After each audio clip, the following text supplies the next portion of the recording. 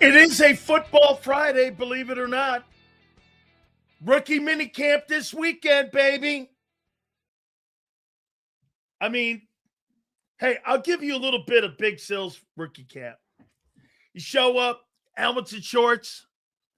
The coaches just start throwing everything they possibly can at you. Line up in a 3 technique. Make sure you know what a triple coverage for. Power 5, 73, 54. You're going. Your head's on a swivel. You're going. What in God's name are these people saying? You go into your coaching meeting. You go into your position meeting. You go into the team meeting. Then they do it again. Then they do it another again. Then they do it again. They're just dropping all kinds of plays on you. They take that entire playbook and they throw all of that information at you for the next 3 days. And it's quite overwhelming, to say the least. It's quite overwhelming. And what they're doing is they're trying to see how much you can retain. What they're also trying to do is make sure that they're looking for the smartest football players that they have. And they're going to look and find out which guys, at the end of the day, they're going to be able to use this coming year. Hit the like button. Supers go to the top. It's a great time of the year, by the way, too. NHL, NBA playoffs. You got the NFL right around the corner with OTA's minicamp. Before you know it, you're in July's camp around the 27th of July. And we're going to go into players in what I'm looking for 26. We got a power-packed show again. Mike North, the legendary Philly Godfather, will join us at 5:30. Hit that like button, my friends. We appreciate you very much. And what we're going to do today, by the way, I'm still hanging between 7, 8, and 9 wins right now. 7, 8, 9 wins. I'm hanging in there for the Philadelphia Eagles in 2026. 7, 8, and 9. I don't believe you're going to be able to pick up the offense in 120 days. I just don't buy it. Hey, this will be the greatest transformation of an offense and new talent I've ever seen in my life. I mean, right? So I'm not buying it. You guys say this all the time when coordinators change. Oh, they're going to take a step back. But when it comes to your Philadelphia Eagles, you could change coordinator out. You could put another stiff in there. No, it'd be a seamless transition, like it always is. Okay, sure, right. All right. So we're going to go over the roster. Hit the like button. We're going to do it again here. And what we're going to do is we are going to look. And I'll tell you what I'm going to do. I'm going to leave His Majesty Jalen Hurts for last. And we're going to go into the roster. And we're going to start doing what we expect in 26 and what I think the Philadelphia Eagles should expect in 2026. So let's start it up. Get right into it. Let's start with Barkley. Saquon Barkley had a down year last year. He was 41st in yards per carry. He was hit numerous times behind the line of scrimmage, did too much dancing, and in my opinion, he was an average running back last year. My expectations on what he has to do in 26, he clearly has to show that he's one of the elite runners in the game again. Last year, he was not one of the elite runners. He's got to show that this won't be his final season in Philly. Iconic year in 24, massively down in 25. Will he be somebody in the middle? He won't be the 2,000-yard rusher, but he can't be the 1,000-yard rusher. He's got to be better than that. So at the end of the day, my expectations for Barkley's got to be better. And for the record, he's got to be a better pass protector. I thought his running ability, I'll give him a C+. His blocking ability, I'll give him a D+. His catching ability, I'll give him a C-. Saquon Barkley in 2025 was average all around. He was an average football player, and he's getting older. So what I see for him at 26, some of you I see a guy here, 1,400 yards for an aging guy who stunk last year. So, hey, Denny's not wrong. He's got to be 1,400 yards. And you're right. If he's not 1,400 yards, your football team won't win 7 games. You're right. Okay? I mean, if he's not in that 1,400-yard range, Denny, that's right. And I think Denny wrote it this way, at least 1,400. Because if he's not, your offense is going to be dog shit. So let's move on. Let's go to Devontae Smith.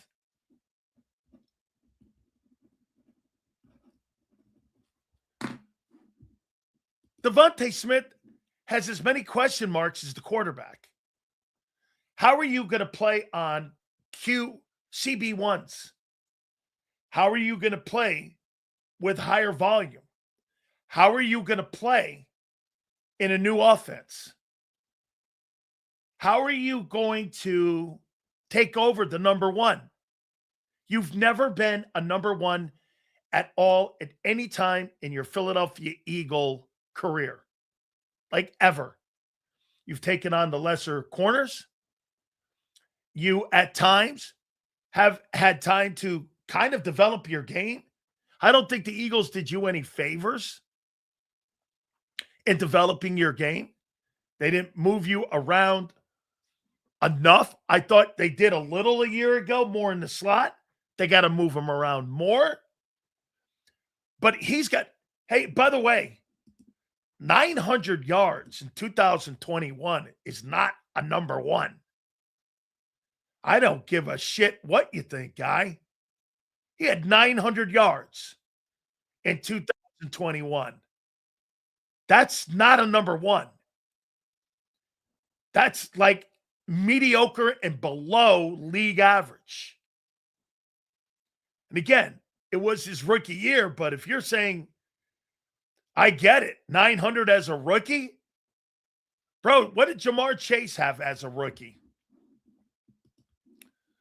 Let's see Jamar Chase's numbers as a rookie. Jamar Chase. Jamar Chase was the number one as a rookie. He had 1,455 with 13 touchdowns and 81 catches. That's a fucking rookie season, dude. Oh, we haven't talked about the premium passer. Oh, wait. He has a better passer in Cincinnati? Brandon, and I'm not ripping on you. No shit. No shit. And by the way, that season, they were lucky to make the playoffs. They were 9-8. They finished up the season 9-9. They were a 500 football team. So let's move on. He's got to prove to be a number one. Okay? So I'm going to assume I'm going to Lemon's got to prove that he can play in the NFL first. I don't know. Is he Jalen Reagor? Is he Justin Jefferson? Or is he somewhere in the middle? I don't know. What goalpost? There's no goalpost move when you have Joe Burrow and you have here. Let's go to a rookie. Let's see. Let's go to whatever guy. Fucking stop with this Hurts elite shit. My God. It's nauseating. Mekhi Lemon's got to prove that he can play in the league. Do I think he can? Yes. What kind of impact is he going to have? Okay? What kind of impact? Hard to make any assessment on him and what to expect. So let's see him get on the football field first. So I'm going to kind of leave this kid alone here. All right? So let's go to wide receiver 3. Let's just say Dontavian Wicks earns that spot as wide receiver 3. Dontavian Wicks got pushed out. Funny you say that. AJ in 2021 had 869 yards. Explain that. In 2021, AJ Brown had, here, let's see. I think he played in 10 ball games that year. Let's see. AJ Brown.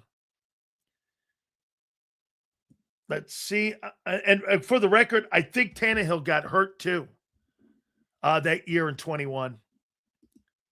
So 2021. He played in 13 games.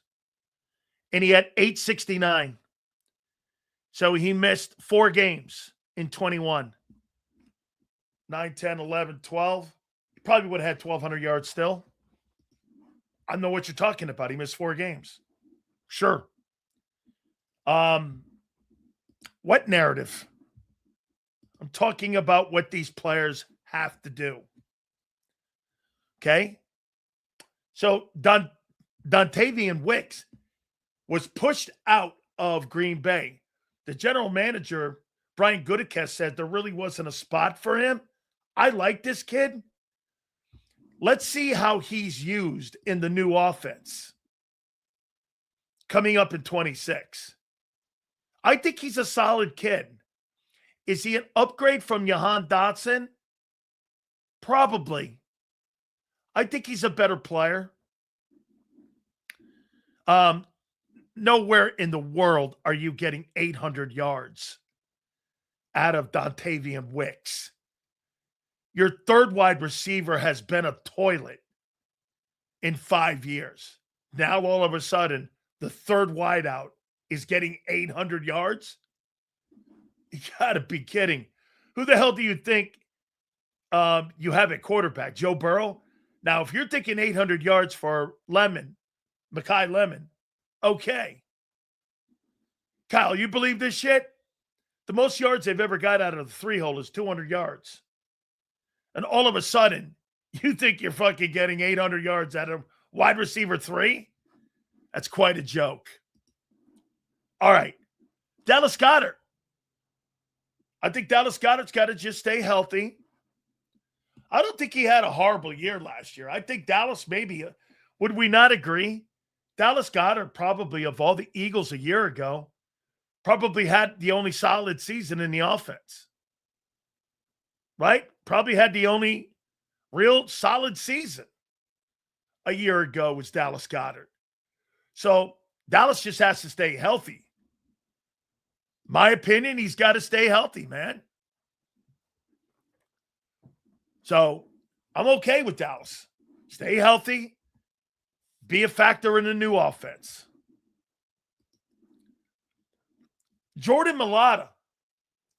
Dude, I think you got to play better than you did a year ago. I thought your pass protection, especially in the Detroit game, I didn't think it was very solid. I thought you were okay. I thought Jordan Mailata had an okay season last year. I don't really think he had a special season. So I think he's got to elevate his game a little bit more. Played horrible. Only used in red zone with trick plays. We need more out of that and out of our tight end. Dude, he had 11 touchdowns, had 700 yards receiving, and he had 60 receptions. I'm not sure what the hell you want out of that. Look at a quarterback. Landon Dickerson played horrible a year ago. Landon Dickerson was the worst offensive lineman you had last year. You could make the argument Cam Jurgens was too. Those two dudes were terrible. So we'll combine them. Landon Dickerson and Cam Jurgens were terrible. I mean, just not very good. Or how much are they going to elevate their game? In 2026, the question mark is going to come down, how much better are they going to get? So let's ask you this. Being a Warrior has nothing to do with sucking last year. Has nothing to do with it. Whether you're tough or not has nothing to do with it. Nothing. Of course they're tough. They sucked. Plain and simple. Okay. How much better do you guys expect these guys to play? Will be the biggest question. Me? And get this. If they're marginally better, that's not good enough. Do you think they're going to get back to 2024? Do you?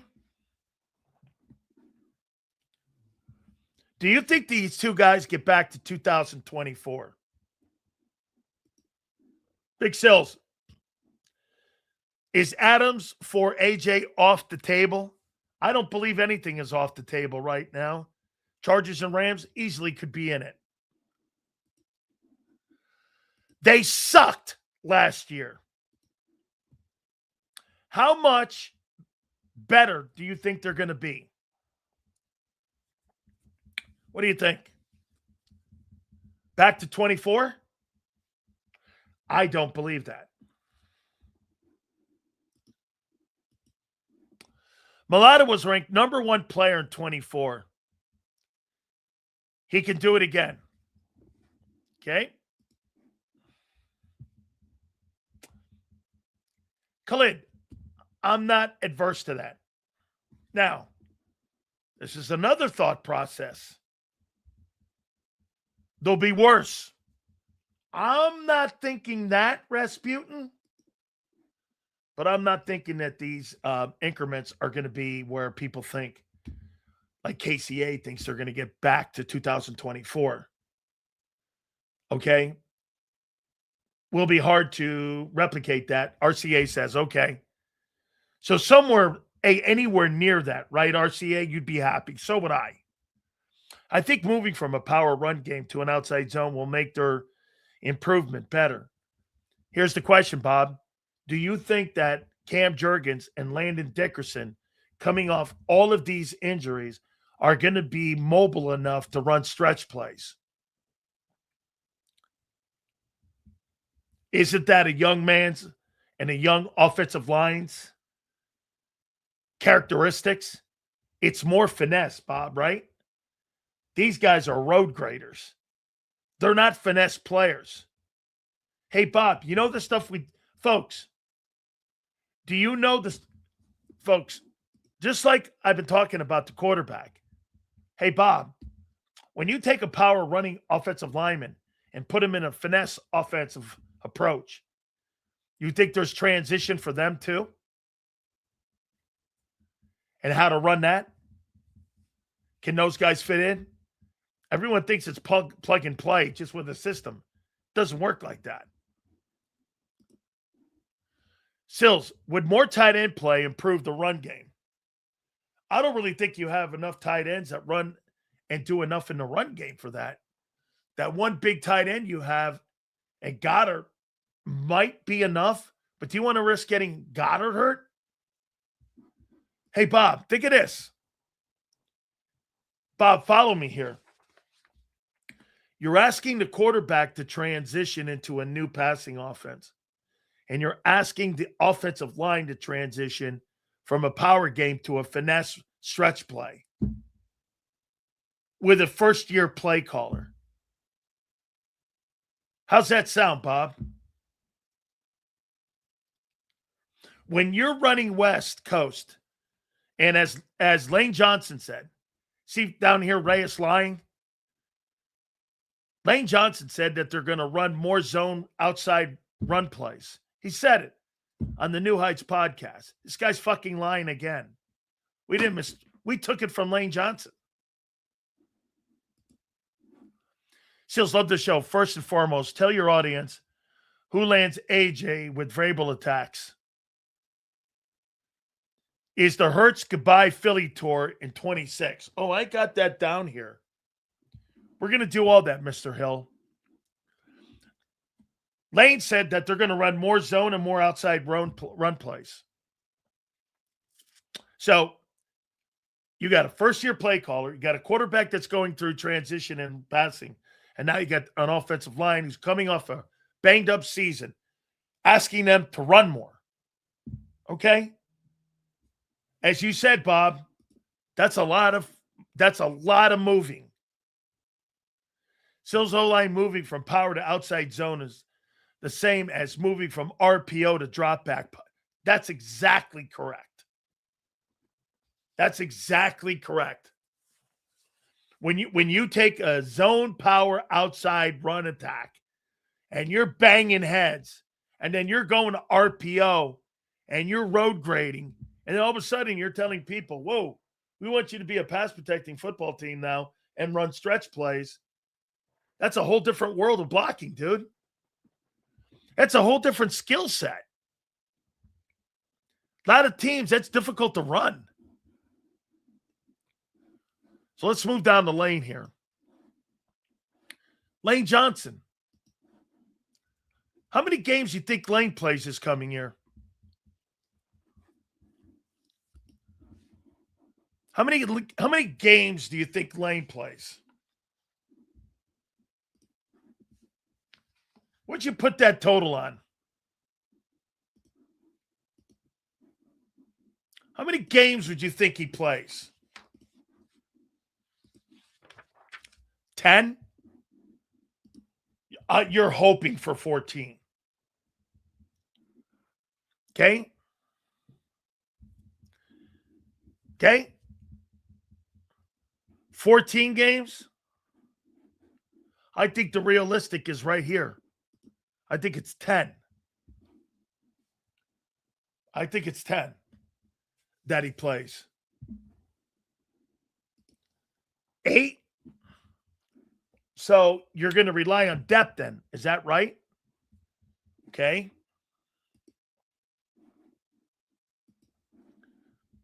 Okay. Let's see here. Over under 12? You're right on the number. Seals, you think they should have more quarterback runs? Wait, why would you have more quarterback runs? Anthony, yes. But Anthony, you just signed 4 new pass catchers. Either you're all in on one side of doing something or you're not. If the quarterback is taking off running and you've got 4 additional pass catchers with a first-round guy, this doesn't make sense what they're doing then. You've got personnel now that you've got to match your play calling up to. That's the one thing the Eagles haven't had in 5 years. They've never matched the talent with the play calling. They've never matched it.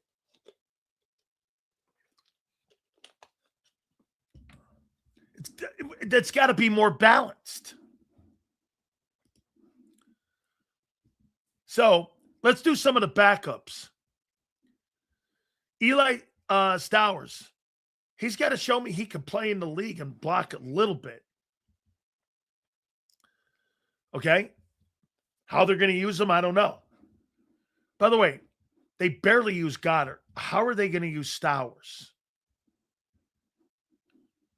Okay? Markel Bell, he may get more playing time than you think because Fred Johnson and him are going to be the swing tackles. Now, will Markel Bell be able to fill that role of challenging Fred? Markel Bell's not playing as a starter. He's going to be battling for Fred's job. If you think Markel Bell's going to start at right guard, you're out of your mind. That's not happening. I know it's just him as a weapon works. But they got to figure out how to use that. Okay?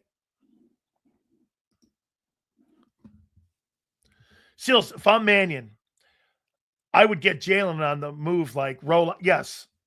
And force linebackers. Plus, you're managing half the field. Where's Bell playing? You mean if Lane gets hurt? Okay. He takes Lane's job. 47% of Lane Johnson is better than 100% of Markel Bell in pro football right now. Okay? He'll get rotating reps with who? A guy who's not played guard in 4 years at UM. He's going to get reps where? When Lane comes out, you mean? Or he's going to get like substitution reps? He's not getting starting reps in game. Where do you think Markel Bell's playing? Where he's getting significant reps a game. He ain't playing right guard over Steen. Where do you think he's playing? Brother, Markel Bell's not better than Tyler Steen. He's not better than him. That should be okay with you because he's a third-round pick. No shade here. He's a rookie. Where's he getting reps? You shouldn't be going like this. Well, Markel's going to get reps. Okay? And he's not better than Tyler Steen. And the kid went in the fourth fucking round.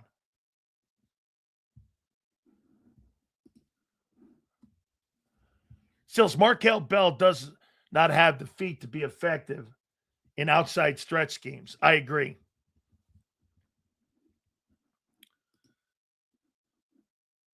All of the offensive linemen on the roster had playing time last year as a result of the injuries occurred. And that's why you were one of the worst rushing attacks in football last year. Your yards per carry and your 3 and outs dictate and tell you how bad you were. You were 31st in third downs. In 3 and outs. That's some running game. Brandon, he's not playing guard at 6'9". He may get some reps in there. He may.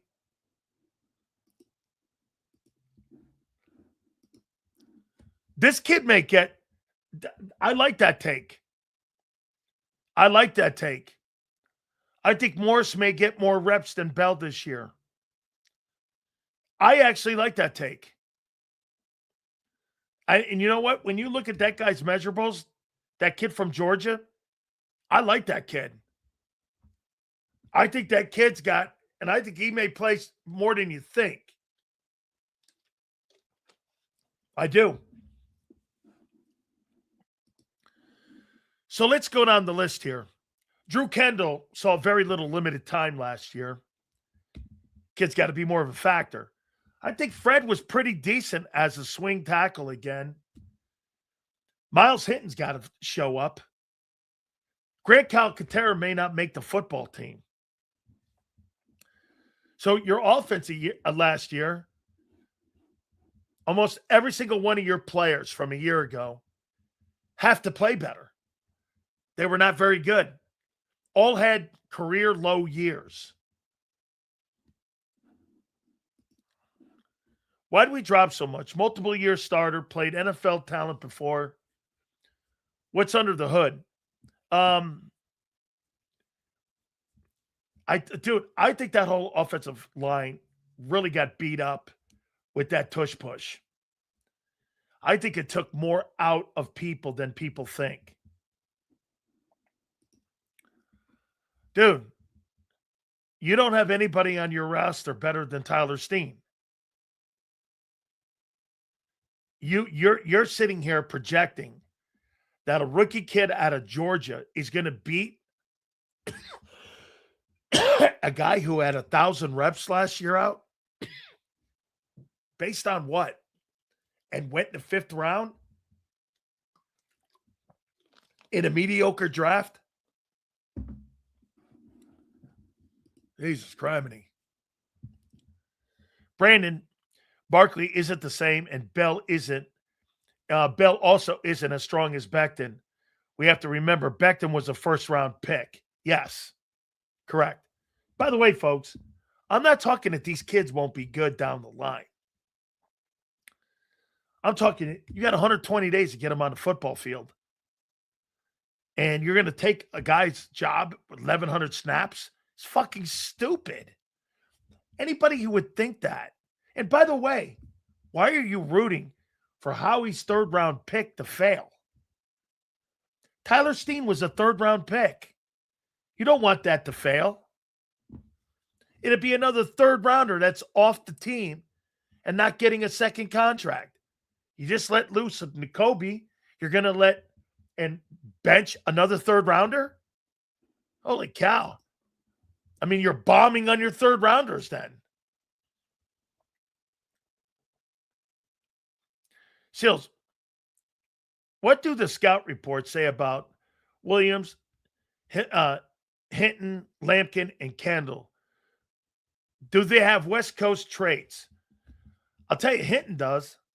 Kendall does. And some of these other guys do. Yeah, I think they do.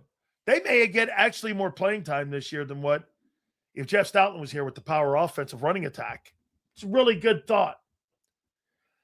Sills, the real question is, does Barkley fit the new offense? He's a traditional power back, not a pass-catching back like McCaffrey. He is nowhere near Christian McCaffrey as a talent. Never was, never will be. He's a one-year wonder with a good rookie year. The rest of them, he's been a really good player. Saquon's a really good player. He's not elite. Barkley's not an elite back. Hey, ask yourself this. Who do you think had a better season in 24? The Eagle O-line or Barkley? Who do you think? Put this in context. The running backs prior to Barkley showing up, everyone was a Pro Bowl. DeAndre Swift? Shit. Miles Sanders was a Pro Bowl running back. He was. Okay. Show me anywhere in his career where he was elite outside of 24.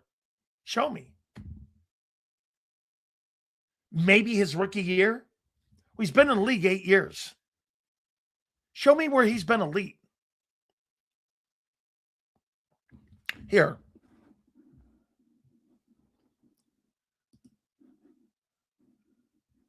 Where has Barkley been elite? Ask again. I think it was more the offensive line. Hey, Bob, think of this. You think the offensive line was more of the issue in 24? Or Barkley? It was the O-line. Because when the O-line was not what it was a year ago, Barkley went back to being average. How do you not see that? The O-line was down last year. Barkley couldn't elevate. Says Barkley is a NASCAR runner in open wheel Indy race. He does one thing well, but does the rest is lacking. Barkley is elite in open space. He can house it. He needs good blocking to succeed. Okay? I mean, to me, the offensive line was the year they had the year. They were the team that had the year. I mean, Saquon Barkley's never had an elite season outside of 24. You make him sound like he's Derrick Henry or Christian McCaffrey. I mean, that's not true. And when you're in an offense with all those skilled guys, here, let's take a look at them. Like I said, I think Saquon had a really good rookie year.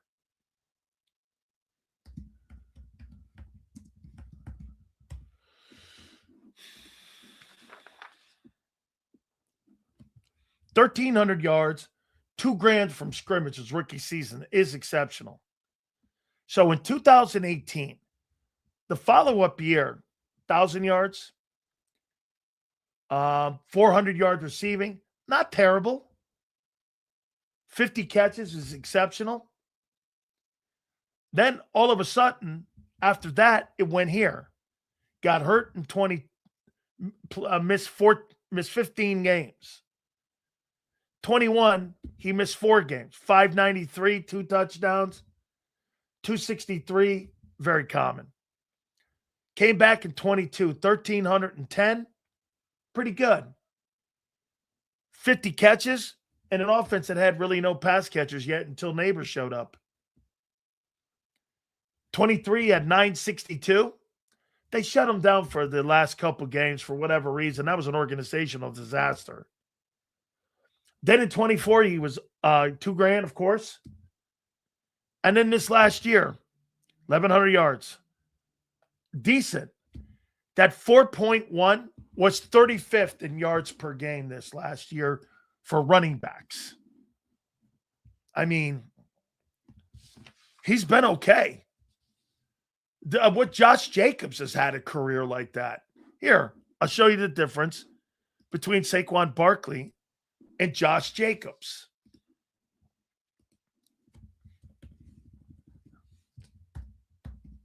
Josh Jacobs.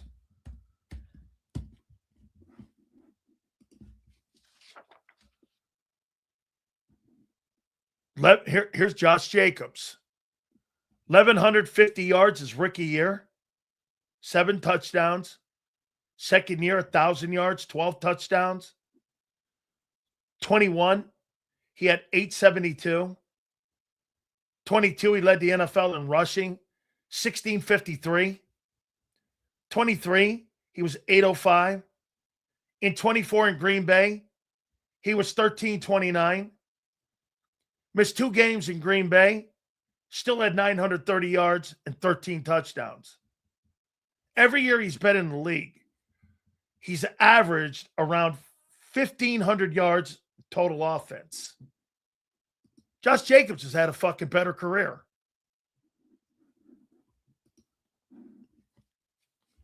Josh Jacobs is a better runner. Sills, this is no doubt it was the O-line. Of course it was the O-line. It wasn't Barkley.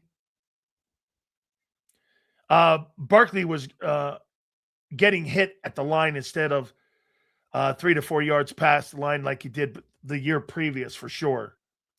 He was looking for holes, not hitting them. Correct. Yeah, Josh Jacobs has had a great career. Here, and when you look at a guy like McCaffrey, it's even more obnoxious compared to Barkley.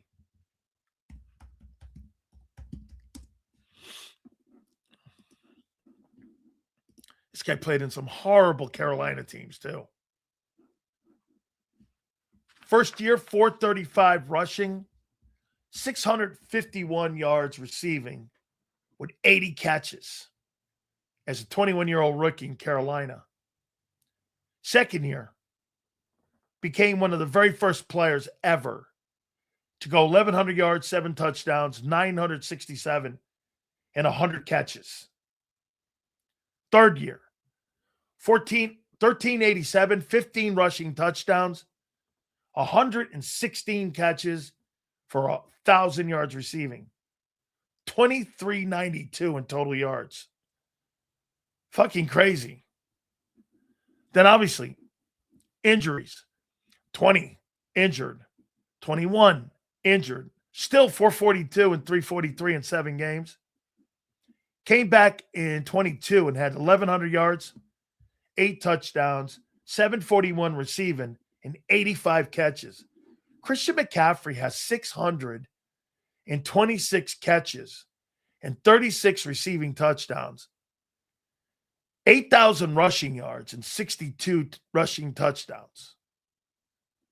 This guy's some ball player, man. That guy's some ball player.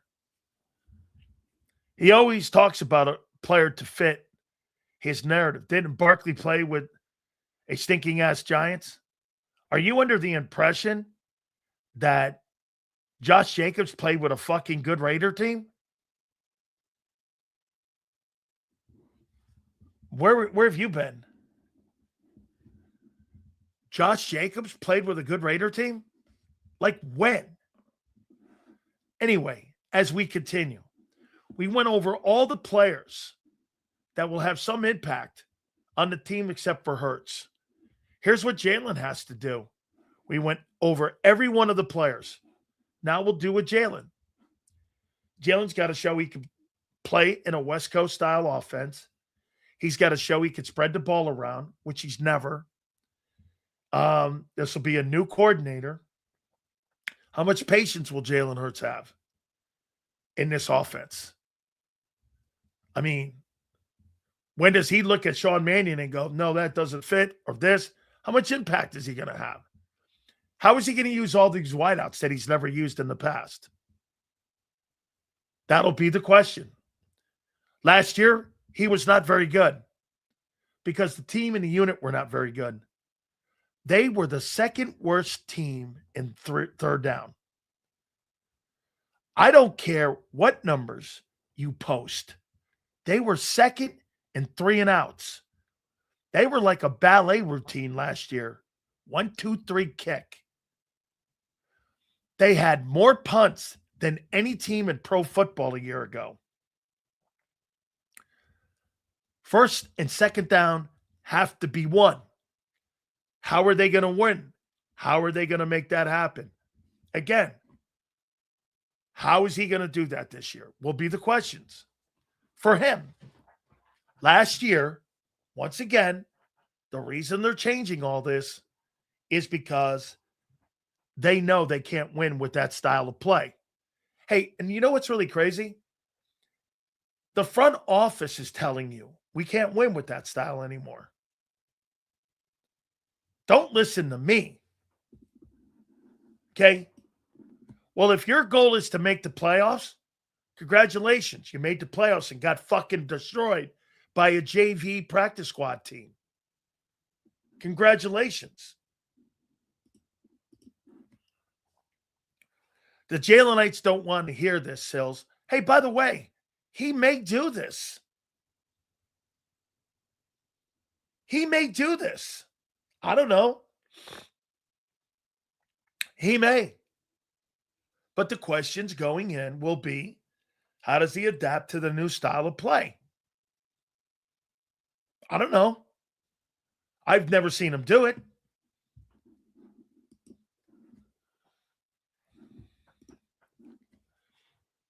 Carmine, how you doing, bro? Thank you very much, brother. Hurts will be like Donovan was in the West Coast. Great deep ball, but can't throw a slant route to save his life. Donovan was good enough to get to a bowl, but Hurts can actually win one. Happy Friday to you, brother. Absolutely. So, Donovan McNabb, Carmine, you would agree, is a superior talent as a passer to Jalen Hurts, right? As was Nick Foles. Correct? Right? I mean, he's nowhere near McNabb.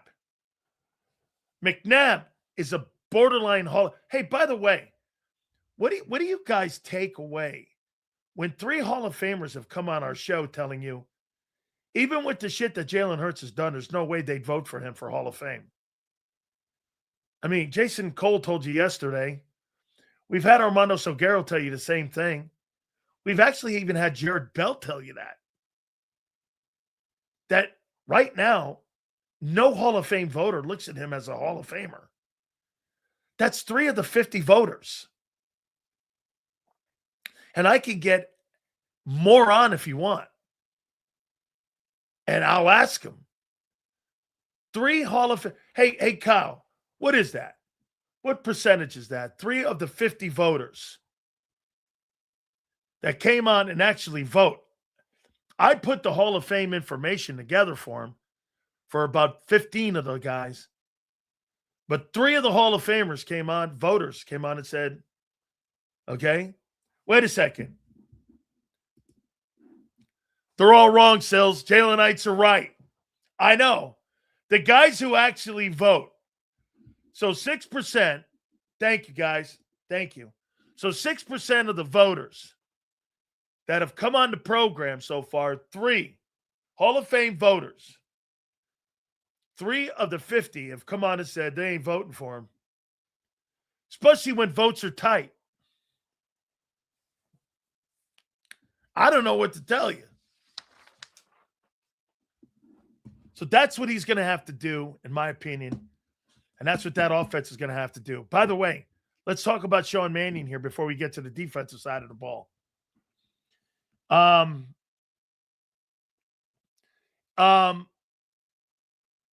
Let's see what Sean Mannion does. Let's see what Sean Mannion. I have no idea who he is. I have no idea what he's going to do. I have no idea how this guy is going to call plays. 0 idea. I don't have a game plan on him. I don't have a game book, and nor does anybody else.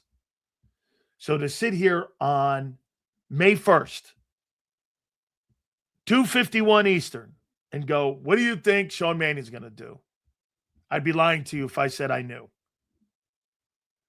Just like last year, all of you said that KP would be an easy transition. Okay? All right. So let's get to the defensive side of the ball. Jalen Carter. He's got to show he's got better character. I think he's got to play better. He's got to stay healthy. I think he's got to show some leadership. The reason this guy doesn't have a 3-year contract extension right now is because of all those intangibles I just talked about. I mean, there's a reason he's not getting extended. And his name's constantly being brought up in trade talks. It's because exactly this.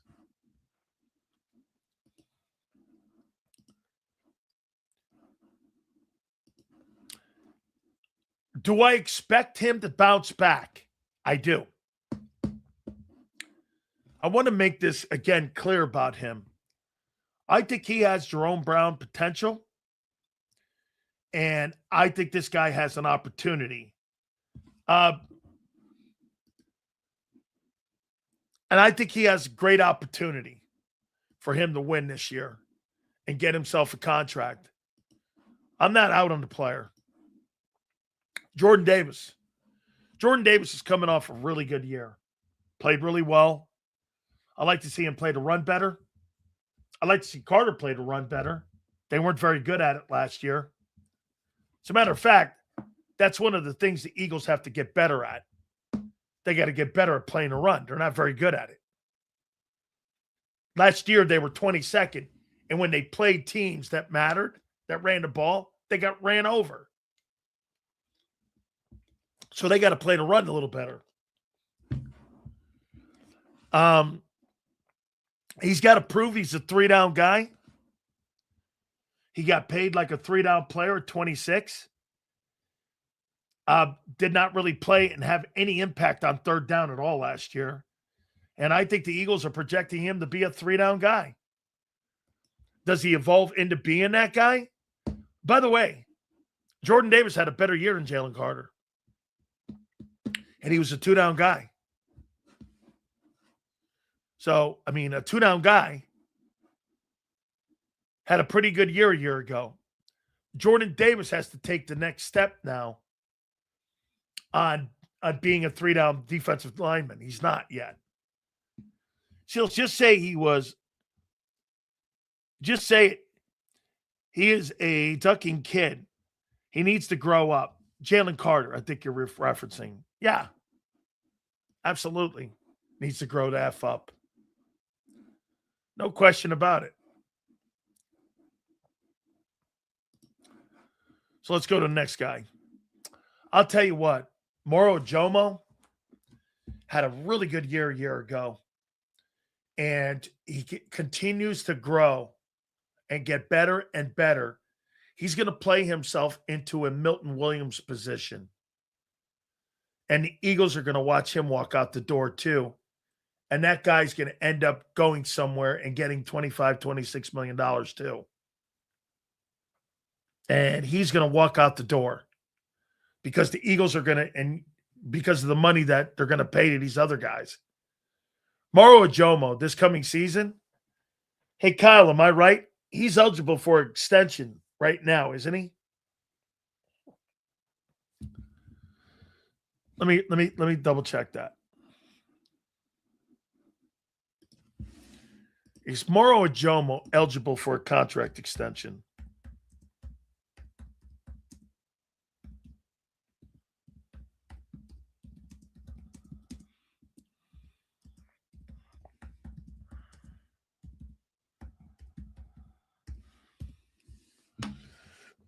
Yes. He is eligible this offseason here for him to get a contract extension.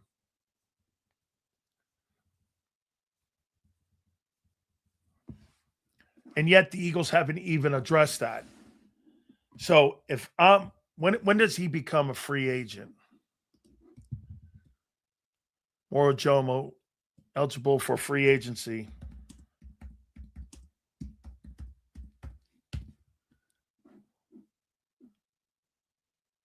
Oh, you bet. At the end of this season, I am out the door. He's set to earn in 2026 3.64. Year ago, he had 6 sacks and 54 pressures. He duplicates that again, he'll get $25 million on the open market. After this coming season, he finishes this year, 2027 offseason, he's fucking out the door. You're not addressing him at all? And he had a better year than Jalen Carter last year. Do we agree? Guys, Moro Ojomo had a better season last year than Jalen Carter, right? As a production, I like, by the way, Moro Ojomo had a really good year. And he is one of the pleasant surprises on the team a year ago. I really thought he played well. Okay? I mean, but he outplayed Jalen Carter. So, I mean, what do you do with him? Hey, Tony, what do you do with a guy like Moro Ojomo? You letting him just walk out the door?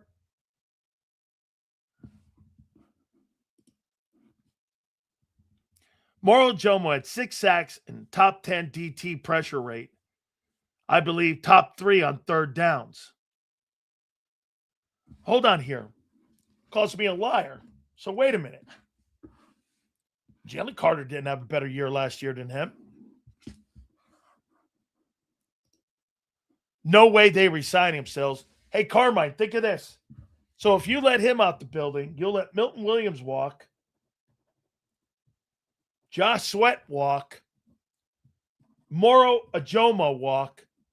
These are all players you developed, and you're letting them walk out the door before they're 27 years of age. And get this, Ajomo's a 7th-round pick. 7th-round pick. Sweat's a 4th-rounder, and Milton's a 3rd-rounder. What the hell are you player developing for when you're getting rid of them and you're not giving any of these guys second contracts? Can't pay them all,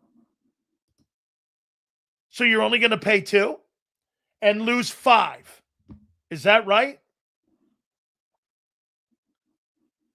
Rasputin, you're going to pay 2 and lose 3.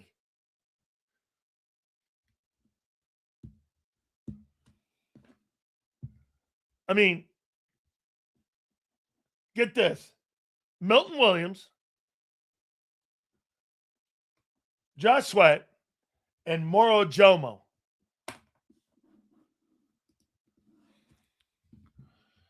I would consider trading Carter if he doesn't have a monster year and Ajomo keeps improving. The Carter deal would have to be for, yes. I mean, like a tremendous football.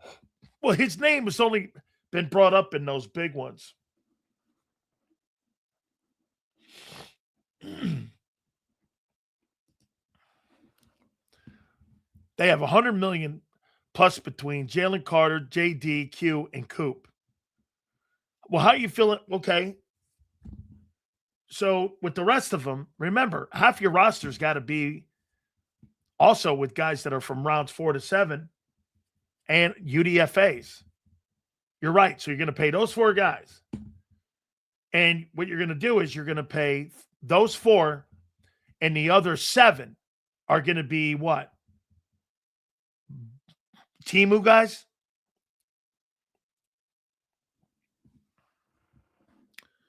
Is that right? Timu guys? That requires a rookie quarterback as well. Okay? So, Moro Ajomo is auditioning this coming season for other teams. Real question, Sills. Why in the media does people not give, or people don't give Jalen Hurts the benefit of the doubt? He's earned it, unlike guys who get excuses made for them all the time, like Justin Herbert. Make it make sense. Easy. Some of these organizations that these players go to, reality is they don't go to better teams. That's not an excuse. That's fact. Well, here, BY, you think the Bengals are a better organization than the Eagles? Or do you think that the Bills are a better organization than Philadelphia? You think they got better general managers? They're not excuses. The reason good players go to shitty in the draft, there's a reason good players go to shitty teams in the draft. Okay? It's because those teams are not very good. It's not an excuse. It's reality. Not every organization is built like the Eagles.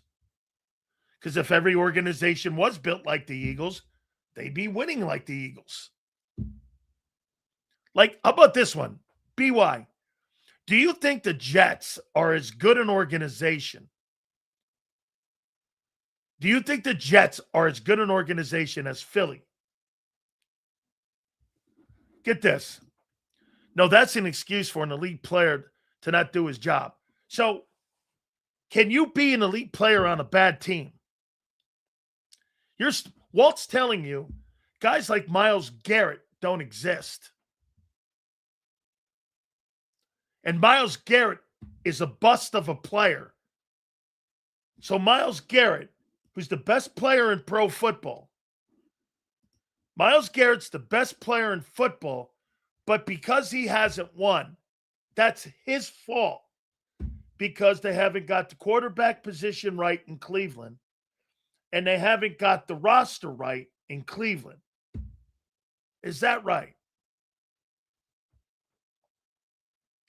It's the ultimate team game. It's a Grand Canyon size gap between the Jets and Eagle organization. Okay.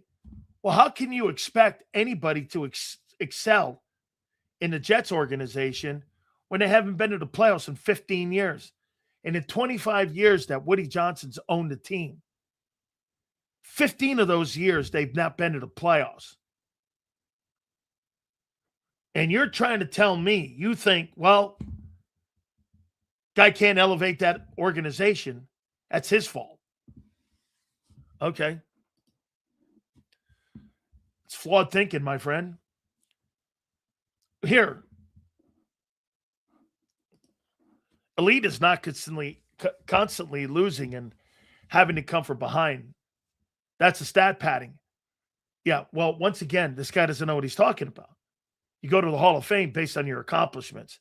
He calls it stat padding. People know the difference. Dan Marino's a Hall of Fame quarterback. Jalen Hurts is not.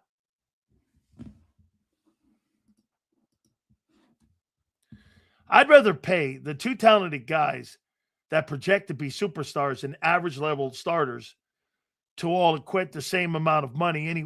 Wait a minute. Messiah. Well, you're missing out what New England did then.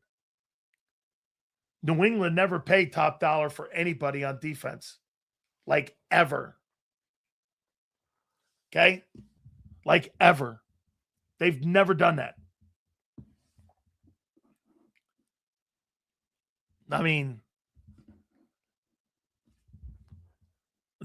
you had Tom Brady, obviously a next level quarterback. Okay?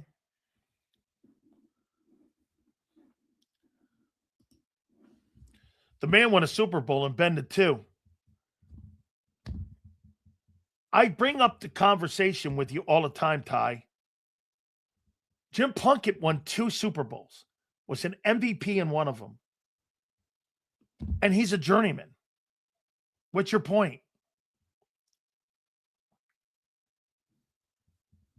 What's your point? Nick Foles won a Super Bowl MVP. He's a journeyman.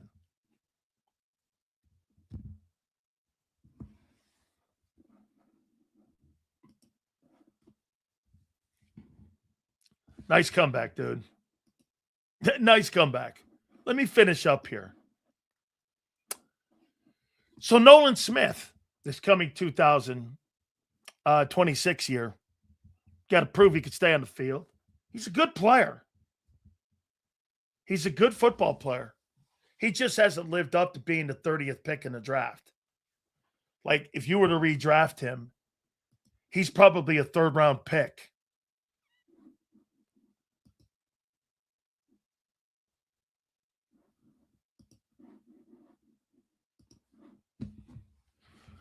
Zach Bond has been one of the most consistent football players the last 2 years of anybody on your team at any position.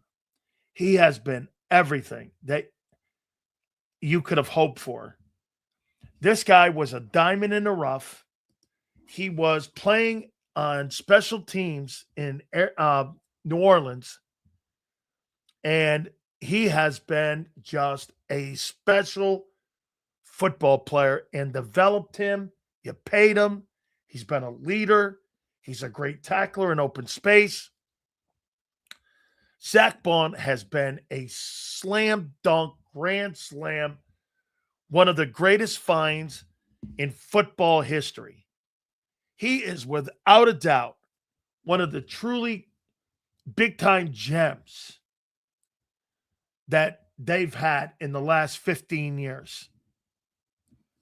I mean, he was great. Great for him. Jahad Campbell. Hurt again. I think that's a concern. You got to worry about him. He had another procedure for shoulder surgery. So he went under the knife again and had surgery. So that's something to keep an eye on. I think he's an ascending player. I think he showed signs a year ago of getting better. They put him on the bench after Nakobe because I think Vic felt more comfortable with him. So he's getting better. And again, I mean, he's just getting better. So let's go to Jonathan Grenard. Jonathan Grenard's got to show also that he can stay healthy and return to 2 years ago and 3 years ago to the player he was. Ask yourself this: why didn't Minnesota want to pay him? What do they know that the Eagles might not know about this player? What would be that?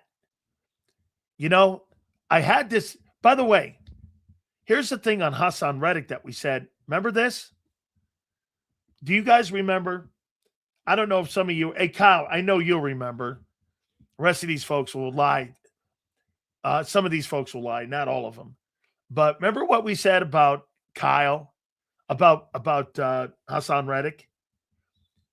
Why did the Arizona Cardinals, the Carolina Panthers, why did those teams move off of a 10-sack guy?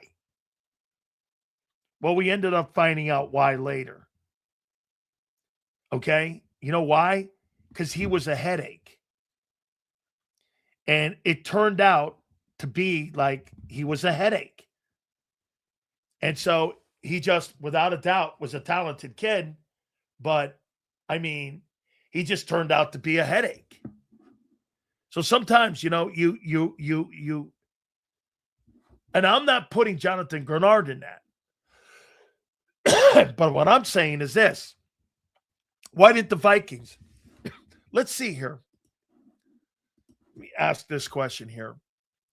Why did the Vikings move off of Jonathan Grenard?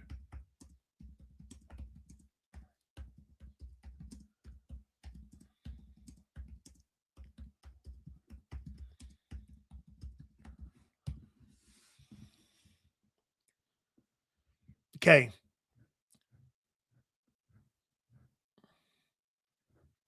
Okay.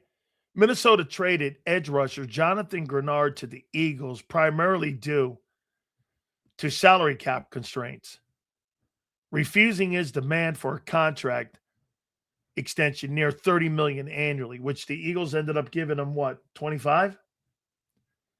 The team sought to get younger and cheaper, freeing up cap space while utilizing draft picks and trusting rookie Dallas Turner to take over. Vikings were $40 million. Okay, so he's a cap casualty. That happens.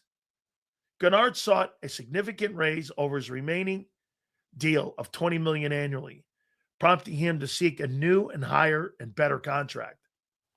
Plus, the emergence of a first-round pick, Dallas Turner, made Grenard expendable for the Vikings. So the Vikings, again, wanted to get cheaper, and they wanted to get younger, and they believe in Dallas Turner.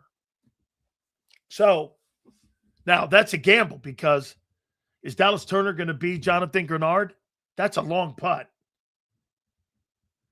I don't like when you get rid of players over dough, and you're a salary cap casualty. Yeah. Just cheaper money for the Eagles. The Eagles, $19 million. This is, and the Vikings didn't want to pay 30 because it would have been more money for Minnesota to sign him. So I think it's a cap casualty more than anything. I think Dallas Turner is a good player, but to replace Jonathan Grenard, that's a big putt, dude. Now, Sales, Minnesota doesn't have a GM or a quarterback, a rudderless franchise. You could have gotten a guy on a really good deal because you're right, they are rudderless. By the way, I'd like to just see him get and stay healthy, be an impact player, get back to the player he was 2 years ago. He wasn't very good in the sack area last year, but that could be because Minnesota, too, again, they had all kinds of issues on offense. Tons of 3-and-outs. The quarterback decision that they made with that guy, J.J. McCarthy, was terrible. And their general manager was a train wreck. So maybe they get back to that. But the Grenard move is a great addition. Reek Woolen. How about this? There's a couple things with him. Hey, dude, don't be stupid on the field. The Seahawks got rid of this guy because he was a dumbass. You're getting penalties in playoff games the way you were getting. No wonder you lost your job. For a guy as talented as an athlete as he is, he shouldn't be on a 1-year prove-it deal. This guy should be on a 3-year contract with significant dough. Instead, he's on a prove-it deal, a 1-year deal. You lost your job to another player in Seattle. They got rid of him. And you question, wait, this guy's a good player. I'm not saying he's not. He's a good player. But he's undisciplined. And by the way, the actions of the Seahawks, they were just the reigning champions, and they dumped his ass. So, just be smarter. Marcus Epps, I think every team needs a Marcus Epps. Every team needs a guy like Marcus Epps. I don't have a problem with Marcus Epps. Marcus Epps is solid. Got to have guys like this in your secondary. I see some of you guys putting Darius Cooper. That guy won't see the field. Andrew Makuba.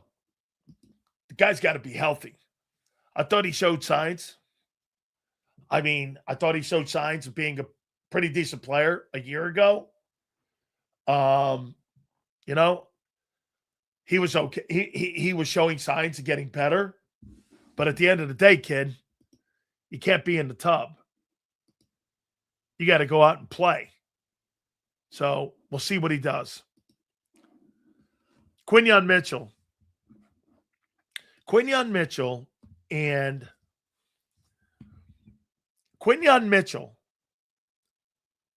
has been so good that over the last 2 years, in the last 34 games, name me another player that's played better than Q in the last 34 years or 34 games on the Eagles, offensively or defensively.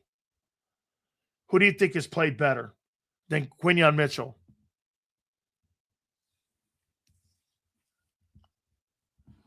In the last 34 Eagle games, who's played better than Q?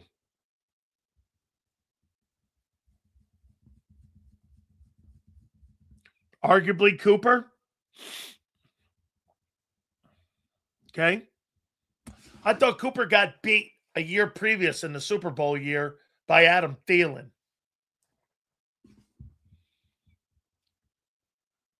Who's played better?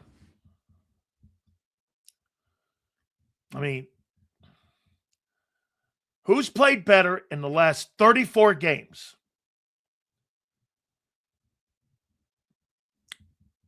$34 football games. You think Bond's played better than Cooper? I don't think so. I think he's played awful good, though, Bond. I think that's a great question. Who's played better in the last 34 games? Bond, Cooper, or Q? There's nobody on offense that has played better in the last 34 games as a consistent basis for the last 2 years. In the last 2 years, those two guys have played and showed up every single year. Maybe Sue. Maybe. Cooper or Bond. Or Cooper or Q. Okay. Right? Ty. All right.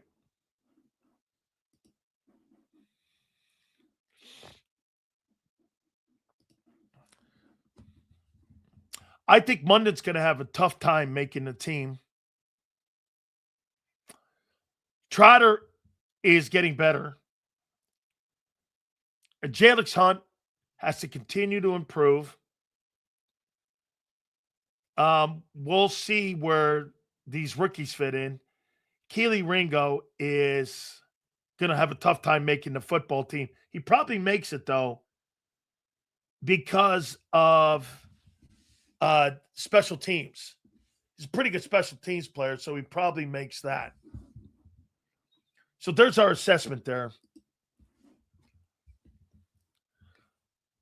I'll put it like this. When it comes to DBs, when you don't hear about them on TV during the game, then you know they're doing their job at a high level. Absolutely. Absolutely, man.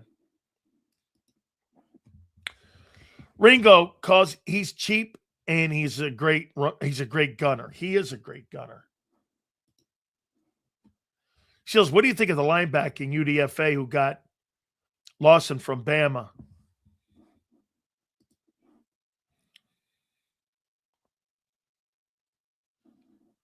I don't know why he went UDFA. I thought Bama's defense was okay last year. Okay. Hunt getting better makes Nolan expendable. And you just picked up $14 million because Howie doesn't like to look bad with his draft picks. Nolan Smith looks bad right now at the 30th pick. He does. Mike North will join us in a couple minutes here. So now here, follow me here. After what we just did this exercise and what we're looking at with the Eagles and players, do you agree with this comment? The key to the 2026 success for Jalen Hurts is more on Barkley and more in Barkley's hands than in Jalen Hurts' hands. And here's what I mean by that. Jalen Hurts can only do so much. You know who he is. He's not going to change as a player. He's who he is. And he's only going to be given an opportunity for his unit to get better. And it's based on Barkley. Hurts is not going to go anywhere different. He's 3,200 passing yards. He's 24 touchdowns. He's 400 rushing yards. And that's who he is. He's not going to be anything more than that. We're 7 years into this. We're all of a sudden, you're not going to see 5,700 yards or 5,400 yards. That's not what this is. He doesn't have the skill set to evolve as a passer. So isn't it more on Barkley's success? Right? This is more on Saquon. If Saquon doesn't have a great year this year, Hurts won't. If Barkley had, look at, hey, Sue, anybody. Barkley had an average year. Hurts had an average year. You think there's any coincidence to that? Barkley, the previous year, had an exceptional year. They didn't need the quarterback to do anything. But when they needed the quarterback to do something, he couldn't do it.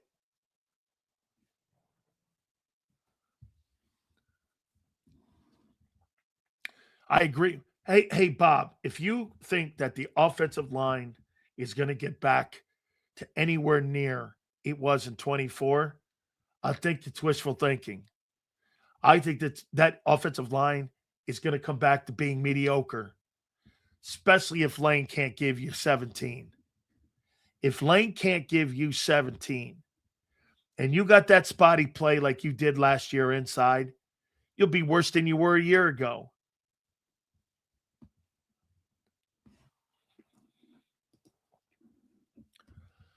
Seals, last year's stats are irrelevant. Petula ruined everything. No matter what happened, no one on offense was going to perform. This will be Hurts' best year. Based on what?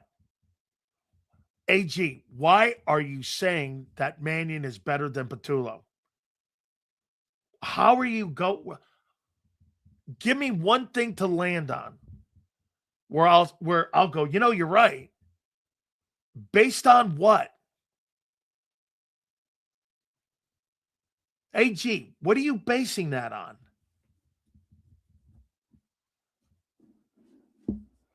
The sure thing is Barkley running the ball well. Where are you getting that Mannion is going to be this great coordinator? I mean, where are you getting that? Jalen Hurts is in the same situation he was last year. So you're changing the offense. You're changing all the significant coaches. You're putting a guy in the building that's never called plays, and you're back to square one.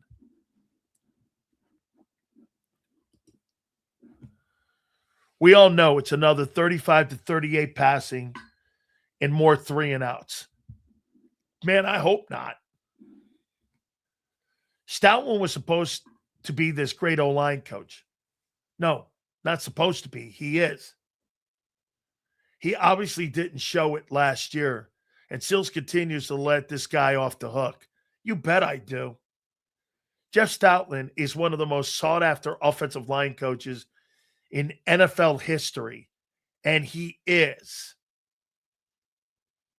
And if you think that the offensive coordinator and him could not get on the same page, are you fucking trying to tell me that you don't believe that Jeff Stoutland is one of the greatest offensive line coaches of all time? Then I'm not going to try to convince you, Sean. You're just being a hater on the obvious. You just don't like the fact that the guy was fired by Nick and them, and you hired a guy who Minnesota didn't even renew his contract.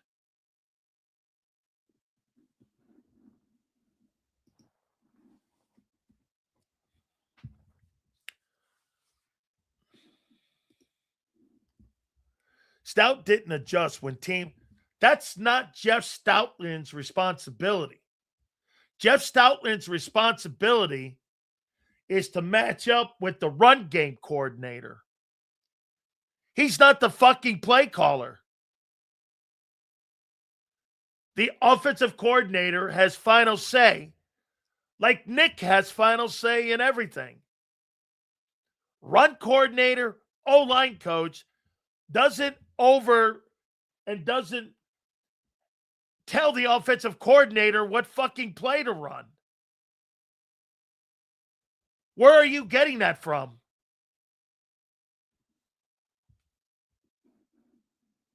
Right.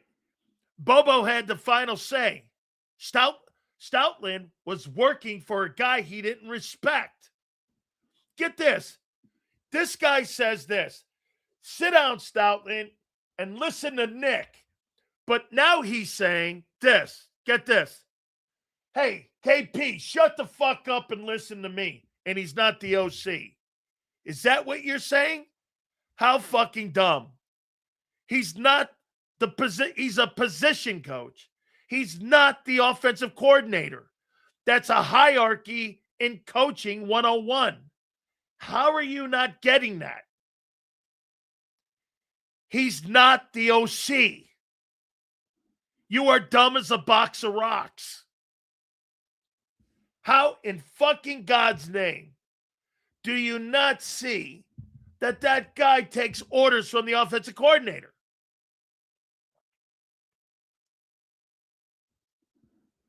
Some of these people are dumb. Stout's of course he's a Hall of Fame coach.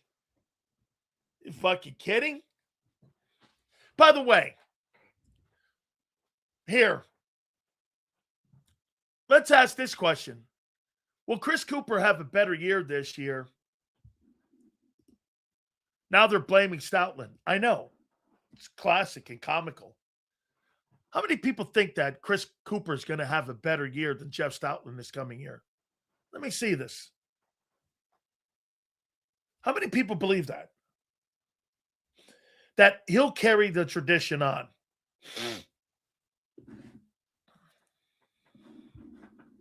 Let's see. Will Chris Cooper carry Jeff Stoutland's tradition on? Just like, will he have a better year and be a better coach than Jeff Stoutland? Here, just this tells you all you need to know. We won't know until September. Isn't that funny? I know in April or in May that Stoutland was a great coach. Sue's telling you we won't know until they do it. Holy shit. So the unknown of whether or not my old line coach is good we'll find out in September. Hey, guess what, guys? I'm going to get on an airplane. The plane has had issues with the engine. But hey, they're telling me they fixed the engine. And we won't know if the plane crashes until I get on it in September. I can't wait to take that flight. That's going to be quite a flight. Maybe I'll give Sue my tickets and she can tell me how it goes. Hey, go ahead. Hey, Sue, you know what? I'm going to give you my plane tickets. And you let me know how it goes when you get on that plane in September. Don't worry about the noise in the engines. Okay? Stoutland isn't the only coach in the NFL and a coach in the league. So wait a minute. When you signed that guy, Chris Cooper, was he your number one choice to replace Jeff Stoutland? Was he? Now they're blaming Jeff Stoutland.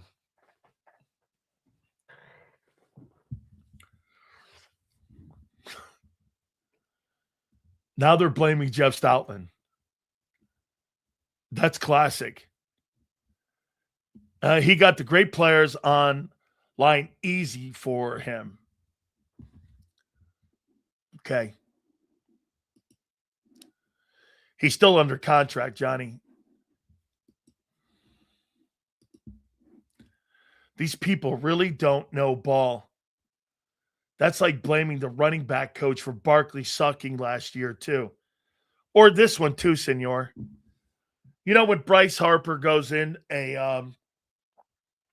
like when Harper goes in and he's like an 0 for 28, they blame the batting coach instead of Harper going 0 for 28.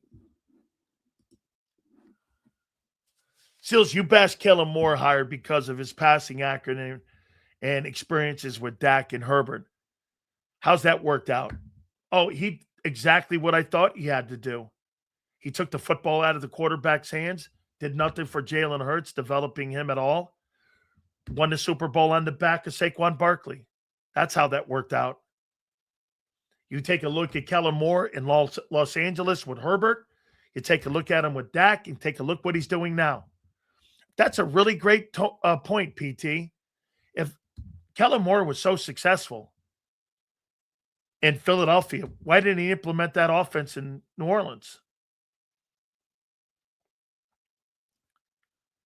Why didn't he implement that offense? Why do you think? Not one bit of that offense was taken to New Orleans. Not one bit. He completely, not one bit. And Tyler Shuck didn't actually play that bad last year. Get this. Personnel? What do you mean personnel? They have Alvin Kamara. They've got Olavier. They've got skilled players there. What the fuck are you talking about? I mean, why didn't Kellen Moore? How about this? Kellen Moore has never run that offense but one place. In his entire coaching career, Moore's never run that offense that he ran in Philly. Never. Never ran it anywhere. Why didn't he implement that offense in New Orleans? Here, let's go here. Let's take a look at Tyler Shuck, what he did. That kind of played good down the stretch, too. I liked what they did. Not bad. They started it off stupidly with, how about this? They had 4,000 yards passing between two dudes. Tyler Shuck. So get this. They had 591 passing attempts last year, 397 completions for 67 completion percentage and 4K. Not too bad. With two dudes, one Tyler Shuck and Spencer Radler. They threw for $4,000, both of them. And that's 67 a clip. That's out. And look at this. Kamara had 471 in receiving yards.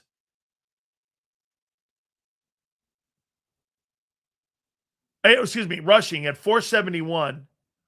Olavier had 1,100 yards and 9 touchdowns.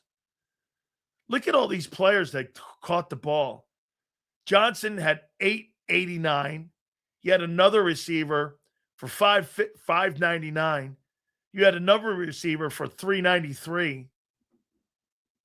Not too bad. On a shitty roster team, that ain't too bad, dude.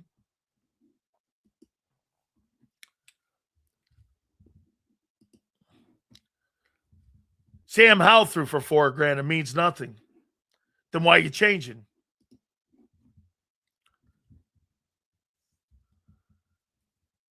Arguing player X is being bad on offense last year is a useless argument. No one is going to do good when the play calling is garbage. You want them to be good when the defense knows exactly what to defend? Okay, what's changing? How did you change that dynamic then? Based on what, AG? Have you changed what you just wrote? How have they changed that? How would they change that?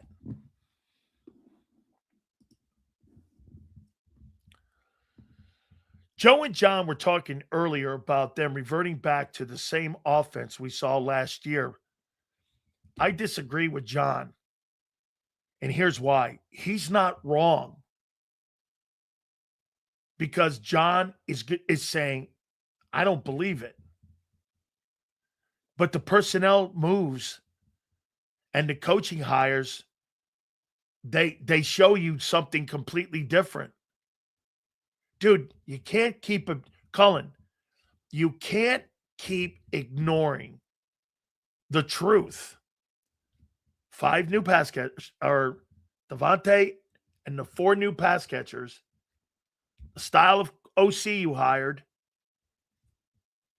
and the direction you want to go in. I mean, hey, how about this, Cullen? If they revert back to running the ball after week 4, what the fuck did you draft wide receiver for it first round? Why didn't you get an offensive lineman that would have helped Barkley in running the ball? Why wouldn't you have helped running the ball then? Hey, if you wanted to make the running game better and you wanted to help the running game, Wouldn't you have drafted an O lineman? You wouldn't have drafted a wideout. You would have drafted an offensive lineman. That would have helped the run game more, no?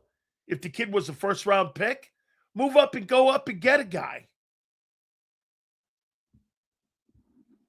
You're missing what you're doing, guy. Get this. Sills loves throwing random passing stats around when he's cultivating his narrative that Hurts is a bad quarterback like clockwork.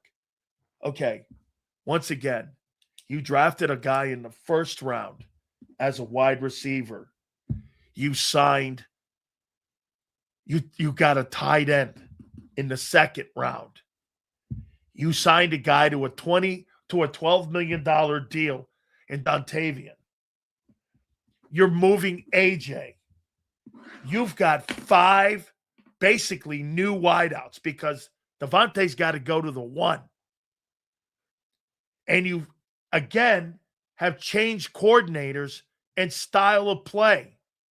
That's not a narrative, dude. That's what you've done. What's the narrative? What's the narrative? How about this? Did you not trade for Dontavian? Yes. Did you not draft a wideout in the first round? Yes. Did you not draft a tight end in the second? Yes. Did you bring in Elijah Moore? Yes. Did you sign and hire a new OC? That's Sean McVay's coaching tree. Yes. That's not narrative. That's reality. Know what a narrative is, guy. That's not a narrative. I mean, those are all facts. Narrative. I think they're either going to go full bore on the offense and abandon it with a hybrid approach, or they're going to commit to the West Coast and go 6-11. Maybe. Hey, Brian, I don't think you could just be half in on this.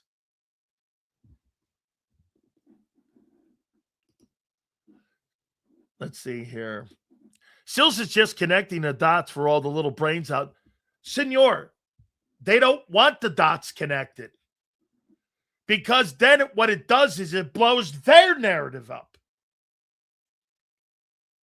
Do you understand?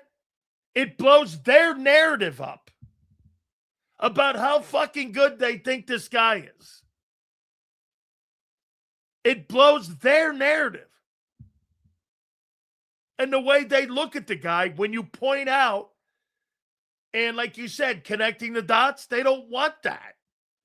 Because when you connect the dots, you're connecting the truth. Their logic is flawed. The changes are for Mannion to take over when they booed Hurts and Nick. They did it with Wentz. And this is how they do business. It's groundwork for the new regime.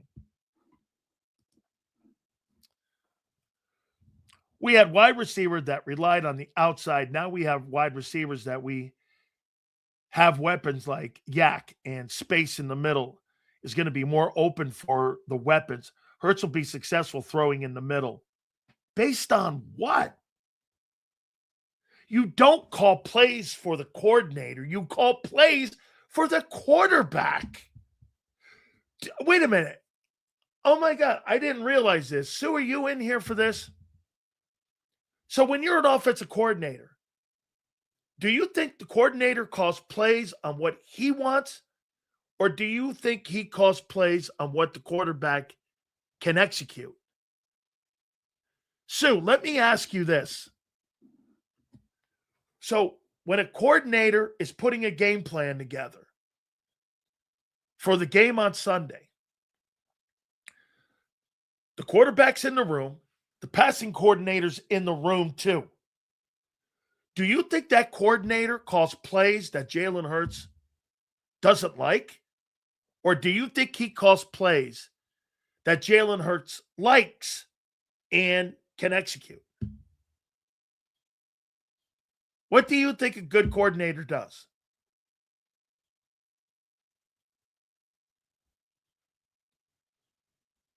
Maybe this is the disconnect.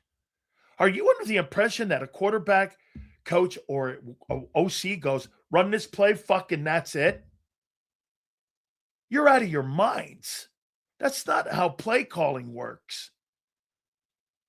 You pick what the quarterback can do. Got to be based on execution of the quarterback. So you're going to give him a play, right, Sue, that you think he can execute. You're not going to give him a play you don't think he can execute. What's the point of being a play? What's the point of giving guys something? It'd be like asking me to climb Mount Everest right now. I couldn't do that. I mean, I could barely climb an anthill. Why in the fuck would I give you a play you can't execute? So players in here believe, okay? Holy cow. People believe you just call a play, hey, quarterback, run this fucker. You call plays that fit the quarterback skill set. So there's guys in here who actually believe, well, it'll open up more. Well, if Jalen was so good at it, he threw the least amount of passes in the last 2 years of any quarterback in pro football across the middle. But you're saying the coordinators, that's their fault. And the coordinators give Jalen the plays to execute to his skill set. You're contradicting yourselves.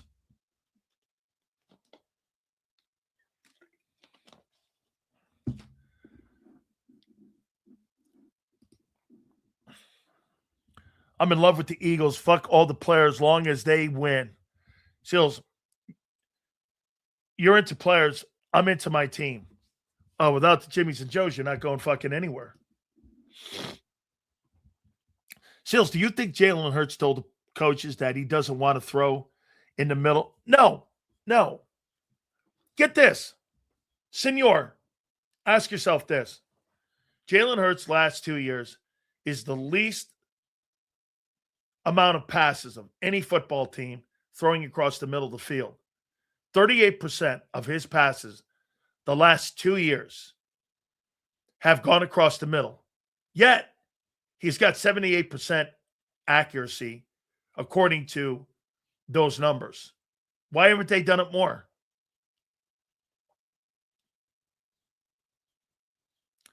You call plays that have the quarterback skill. Why is it the least amount? And you have A.J. Brown and Devontae Smith. You're not better at wide receiver today than you were last year. You're not. Why in God's name? How big of a sample size? That's 34 games. 34 games is the sample size. Okay? 38%. How many passes? Let's go here. So let's see here.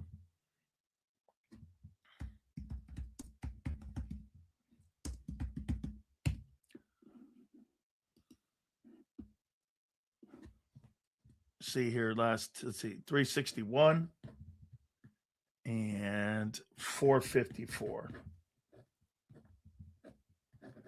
855 passes. 38% of those went to the middle of the field. 38%. It's the lowest in pro football. Why?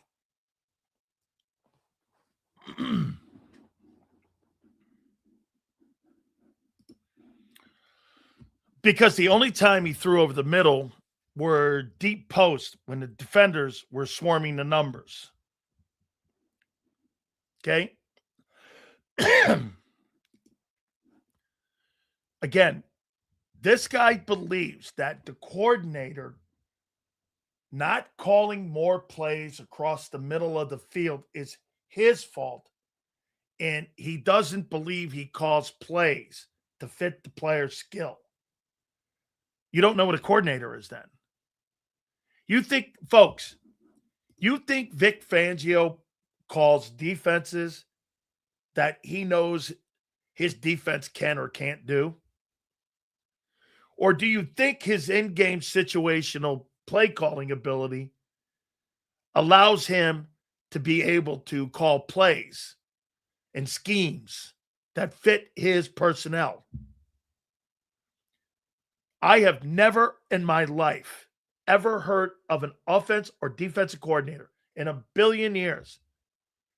We've put people on here who have been successful coordinators.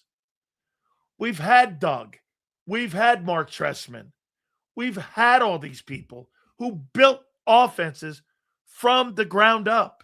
Tell you, you don't call plays off the reservation that the guy can't fucking do.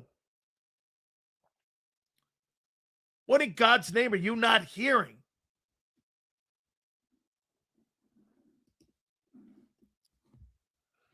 Sills, Hurts doesn't trust his arm. He doesn't have a cannon. That deep passing bullshit is the worst thing that I've ever heard. Hurts throws a great deep ball. Okay, great.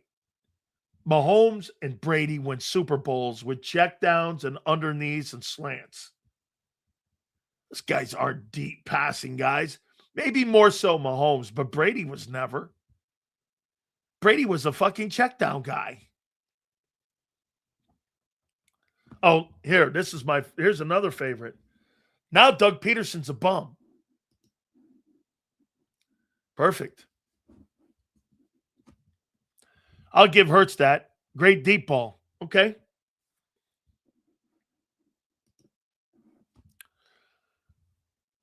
Jalen Hurts is going to run himself into the ground this year because of all the noise.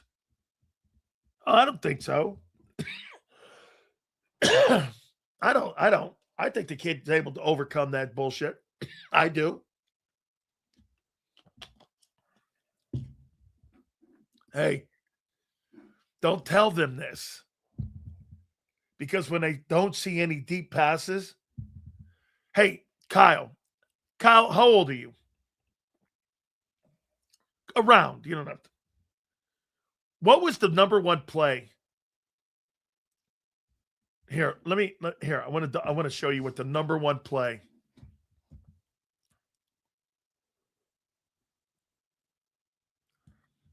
The number one play between Joe Montana and Jerry Rice.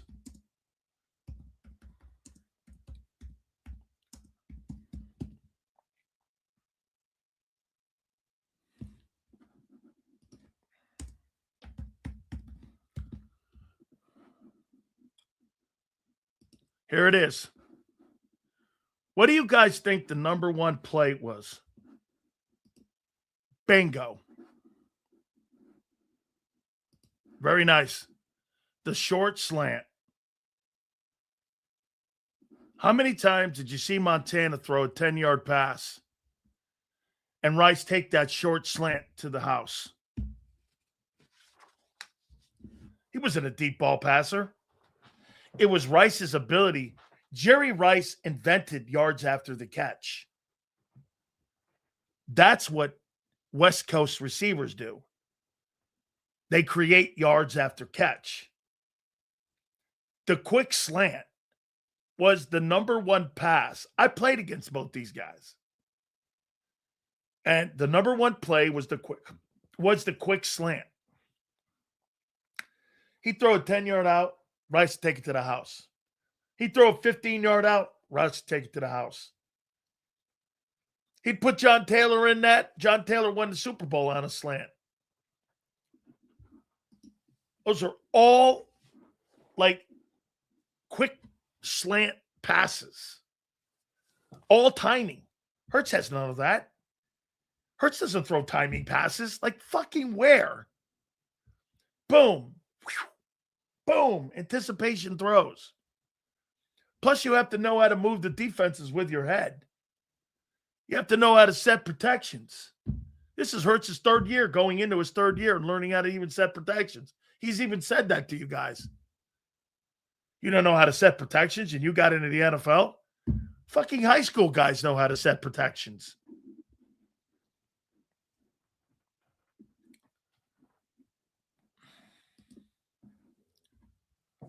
Timing passes are more on the receiver's hands.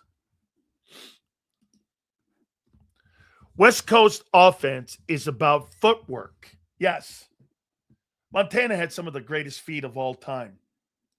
Hurts doesn't have great feet in the pocket. That's why he gets sacked.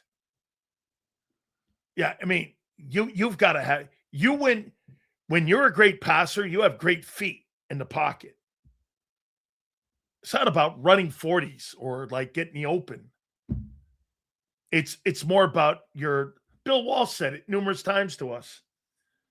Used to do a segment every week with him when we were on KMBR. He'd come in and go, "You don't know shit, Sileo, about passing.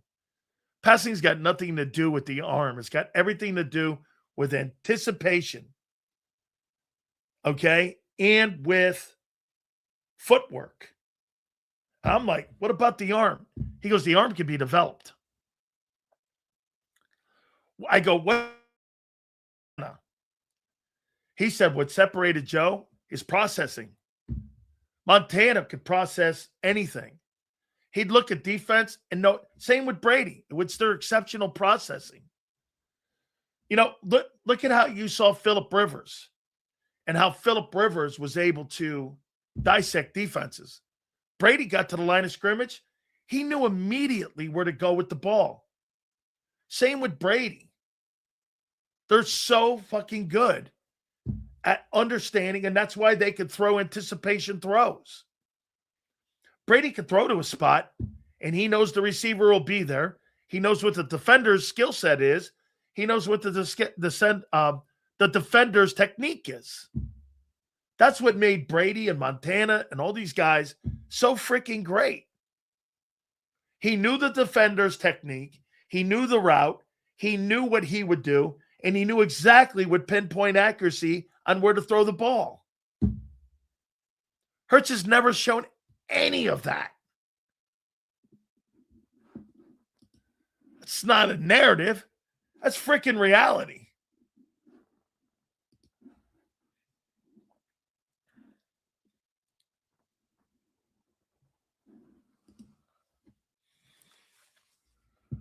Jalen Hurts' passer rating from the pocket are nullified by his sack rate. It's easy to skew completion percentage and passer rating by eating sacks. Look at Shedeur Sanders at Colorado. But here's the reason why he did it, why he took sacks.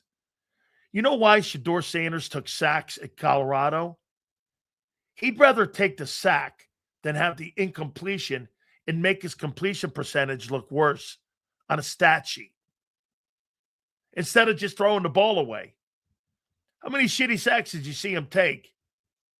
You saw him take shitty sacks because he didn't want to throw the ball away. He could have I can't tell you how many times in a game, 5 or 6 times, he's running out of bounds, and he's running out of bounds and taking a 1-yard loss. Throw the fucking ball out of bounds. It's an incomplete pass. No way, because it hurt his completion percentage. That's why that guy did that. Unbelievable. By the way, once again, there's some folks who still have this notion that all the things that people are doing with your football team this offseason, you're blind. Teams don't change schemes and add different personnel typings. Hey, Bob, are you in here? Why do you think people, I know why, but why do some of you think all the moves you've made, not one move you've made has been to help Barkley? It's all to improve a new style passing game.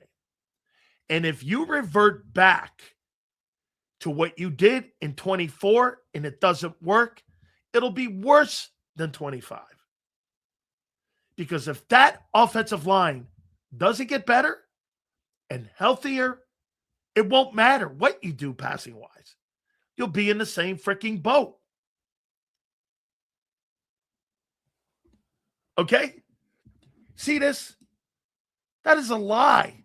They're not changing schemes in Los Angeles for Herbert, for Stafford, for Golf in Detroit, for Trevor Lawrence in Jacksonville, for Brock Purdy in San Francisco, for Sam Darnold. They don't change schemes. Who in their right? So wait a minute. Do you really think that Sean McVay would change a fucking scheme, a passing scheme in LA to an RPO scheme because Stafford can run an RPO scheme? Or let's change the Brock Purdy offense to Jalen Hurts' offense. Where in God's name do you see that? You see that with shitty passers. That's what you do. My God. Patrick Mahomes hasn't had a schematic change. No top flight quarterback has a scheme change. Ever. Ever.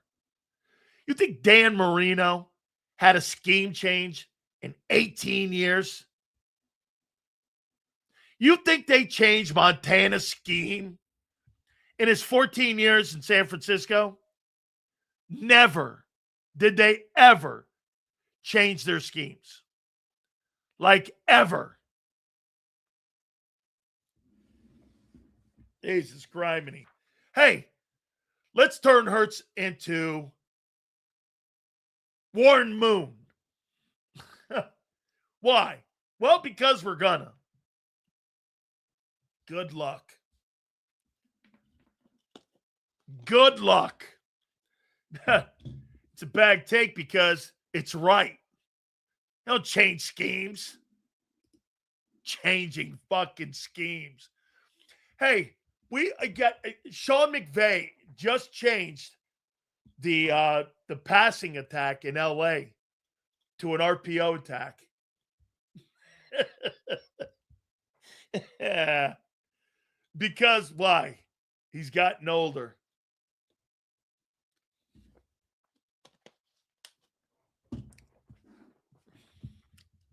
Don't worry. This is going to be a fun year, man. I can't wait. Trying to teach somebody Portuguese and they can barely speak English. Done. It's going to be great. You're right. These no backup plan to revert to the prevent offense when the West Coast fails. That's why I wanted an O-line in the first. It's a good take. Here, why would McVay change the scheme? It's his scheme. Our scheme changed because we have a new coach. What are you arguing? What are you saying? Why would McVay change the scheme? Well, wait a minute. They got a brand new offensive coordinator in Los Angeles with Jim Harbaugh. They didn't change the scheme for Justin Herbert.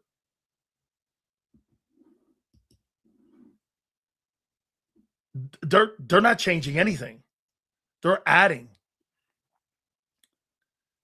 Mike McDaniel said it. We're not changing anything. We're adding.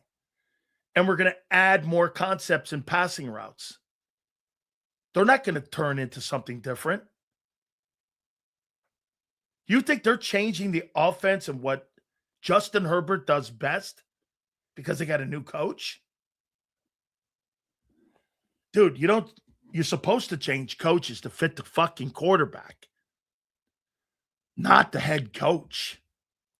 This is the dumbest shit. Guys, I don't know what you're talking. Some of you don't know what you're talking about. It's so bad.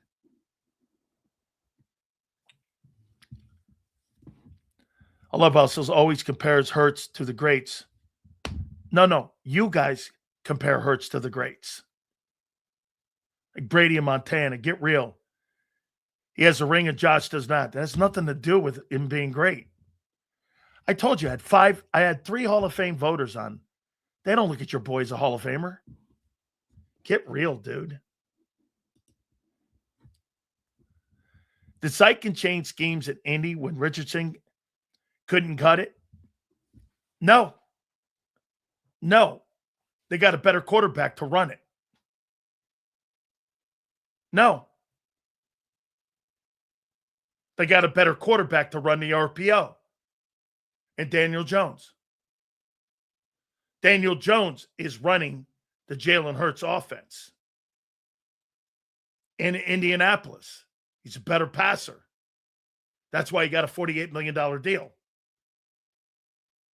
Shane Steichen's running the Jalen Hurts offense the way it should be run with a better passer.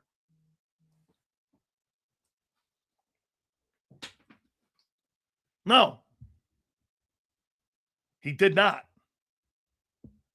The quarterback couldn't cut it.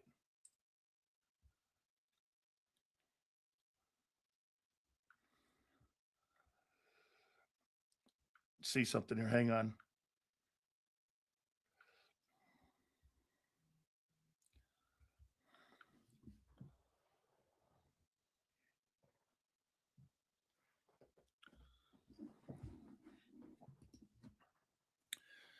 Says, of course, I know what they're. If Hurts can't read defenses, then why were a lot of Barkley huge runs in 24 checked into by Hurts himself? Why didn't they do that in 24? You're blaming the O-line, I'm assuming. I'm sorry, Sills, but I don't really listen to the Hall of Fame voters when they really didn't make Bill Belichick a first ballot Hall of Famer. Well, then you got a lot more to worry about. If Bill Belichick and Bob Kraft aren't first ballot Hall of Famers, then I can't help you. Like I said, we had 3 of the 50 guys on. Not one of them went like this. Yeah, Hurts is a Hall of Famer. As a matter of fact, none of them thought he was. Right now. Big Cells. If I played Z in a West Coast offense and semi-pro and I don't see Hurts doing well in that offense, it was a lot of passing and definitely throwing across the middle.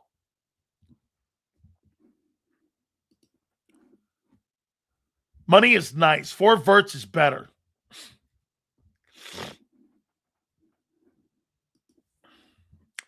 Hurts plays 6 more years. He's a Hall of Famer. Y'all going to be mad as fuck. He won't be here next year. He's basically saying the voters have personal vendettas. Why? Because they don't think a guy is a Hall of Fame player? That's a personal vendetta? Or are you butthurt? That's because Bill's a freaking cheater. Why does your butt buddy Josh Allen have more turnovers in the red zone in the last 3 years? He's asked to do more. I can't think. Let's see what he did last year. Let's see something here. Throwing the football. Let's see Josh Allen. Let's go here. Bro, Josh Allen is going to Canton. And so is Lamar Jackson.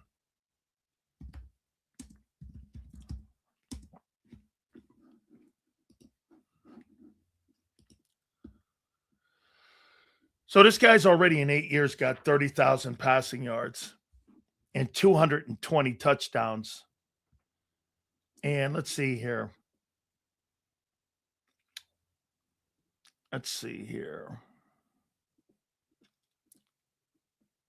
And because you guys like counting it, he's got 220 touchdowns passing. And he's got another 80. This guy's got 300 touchdowns in 8 years. And last year he had 7 fumbles. 8, 9, 10, 11, 12. He's had 12 fumbles in the last 2 years.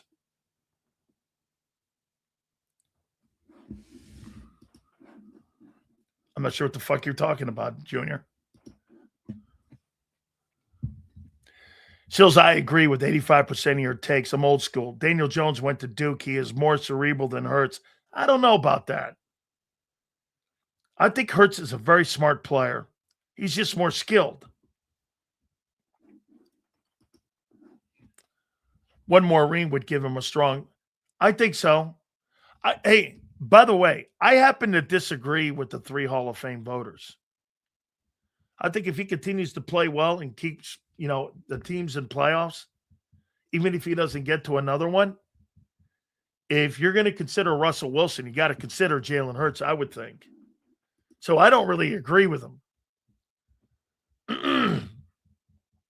I don't agree with that take. So what I'm saying is they had a vendetta against Bill. Oh, okay. Okay. Yes. This I do not believe. Hall of Fame or Super Bowl MVP champ? That's a tough one. Well, Super Bowl MVPs don't make the Hall of Fame. Let's see how many Super Bowl MVPs. That's a hell of a topic. Let's see how many Super Bowl MVPs have not made the Hall of Fame. Super Bowl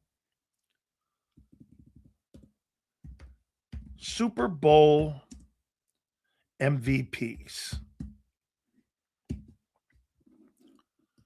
Let's take a look at that. So, Starr, Namath, Dawson, Howley just went in. Roger Staubach, Jake Scott. Jake Scott. MVP, no Hall of Fame. Larry Zonk is in. Franco Harris is in.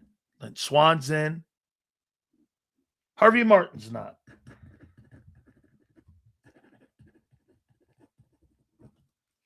Okay. Bradshaw Plunkett's not.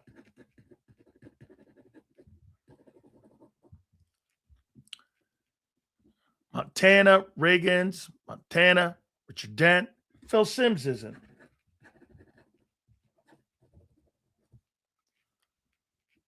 Doug Williams isn't. Jerry Rice. Otis Anderson isn't.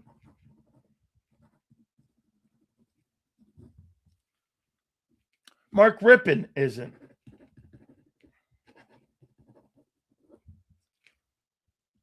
Aikman, Young. Larry Brown's not.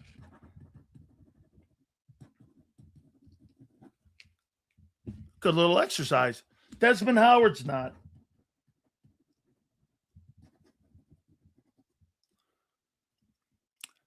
Terrell Davis is. Kurt Warner is. Tom Brady. Dexter Jackson's not.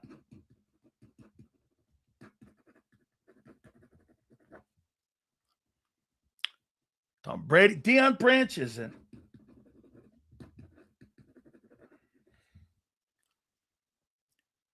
Hines Ward isn't. See? Peyton Manning, Eli. Santonio Holmes isn't.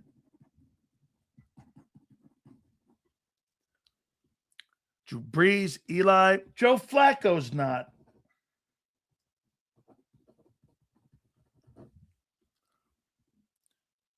Malcolm Smith's not. Nor will he be. Von Miller will be. Foles will not.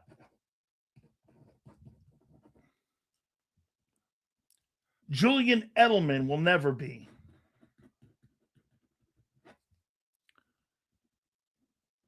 Mahomes. Cooper Kupp will not be. Mahomes. Let's leave Hurts out. Kenny Walker will not be a Hall of Famer. So let's see how many of that guys are. 1, 2, 3, 4, 5, 6, 7, 8. Hold on. 1, 2, 3, 4, 5, 6, 7, 8, 9, 10, 11, 12, 13, 14, 15, 16, 17, 18, 19, 20, 21, 22. Hey, Kyle, 22 players, not counting Hurts, have been named Super Bowl MVP, and none of them have made the Hall of Fame. 22 out of 60. What's the percentage of that, Kyle? 22 out of 60 players that have won the MVP award have not and won't be Hall of Famers. I mean, 22 is 60. So if you win a Super Bowl MVP, 35%. So 35% of the Super Bowl MVPs are not Hall of Fame players. So every time you bring that thing up, it's fucking dumb. 35% of the people that have won the Super Bowl Most Valuable Player Award. Okay? I mean, hey, let me double check that again. 1, 2, 3, 4, 5, 6, 7, 8, 9, 10, 11, 12, 13, 14, 15, 16, 17, 18, 19, 20, 21, 22. 23 players. 23 players have won the MVP award in the Super Bowl. Are not in Pro Football Hall of Fame. And by the way, if you put 24 with Hurts, it's 24. So over 35% of the guys who have won that award are not Hall of Fame guys. Hey, and how about this? Let's go to a better one. List of NFL MVPs.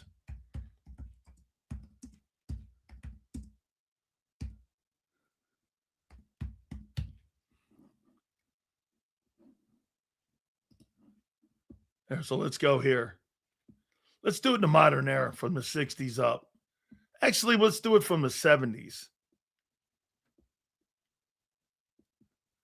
Okay. John Brody, no way. There's one. Larry Brown. OJ's in. Stabler's in. Tarkington's in. Burt Jones is not. Peyton, Bradshaw, Campbell, Sipes not. Ken Anderson's not. Mosley, Marcus Allen, Lawrence Taylor, John Elway, Montana, Thurman Thomas, Steve Young, Brett Favre, Barry Sanders, Terrell Davis, Marshall Faulk, Kurt Warner, Peyton Manning,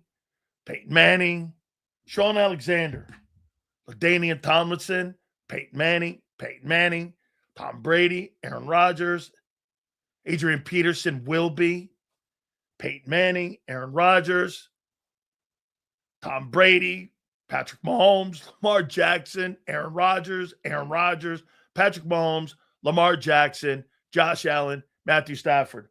So since 1970, only 7 players are not in Pro Football's Hall of Fame that won the MVP. What do you think is fucking harder? Winning a Super Bowl MVP or winning a regular season Most Valuable Player Award? Hey, by the way, don't let the facts hit you in the face. Hey, don't let the facts hit you in the face. Give a fuck if anyone thinks we have a top 5 quarterback or not. I want hardware, bro. Stop getting hung up on individual accomplishments. Well, then why are you changing? If you're so right, and once again, Cover, you're not wrong. Why are your offense completely changing?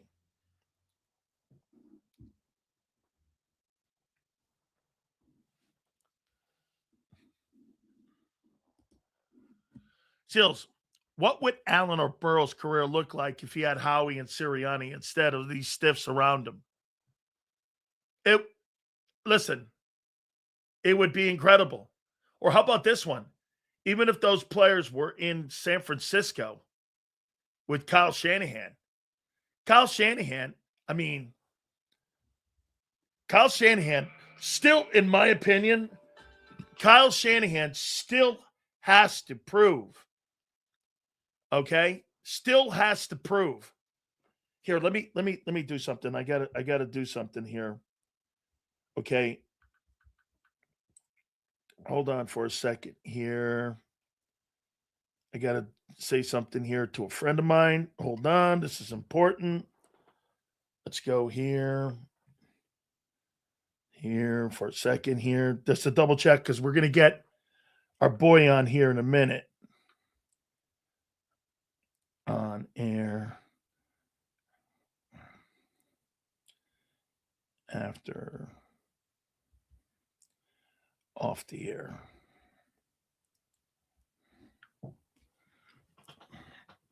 All right. Did you see the offense last year? I've seen high school concepts more complicated than that slop. Yeah. Sills, why do these fans keep saying all he does is win, yet only has one super?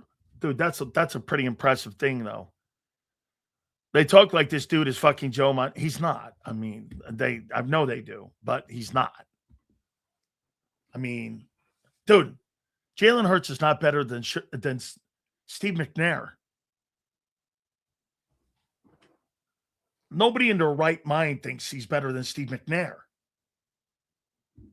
Steve McNair was a great football player, like a great competitor, everything. McNair is like off the charts, dude. I 100% believe if Hurts would have never missed those 3 games in 22, Hurts would have won the MVP. Probably.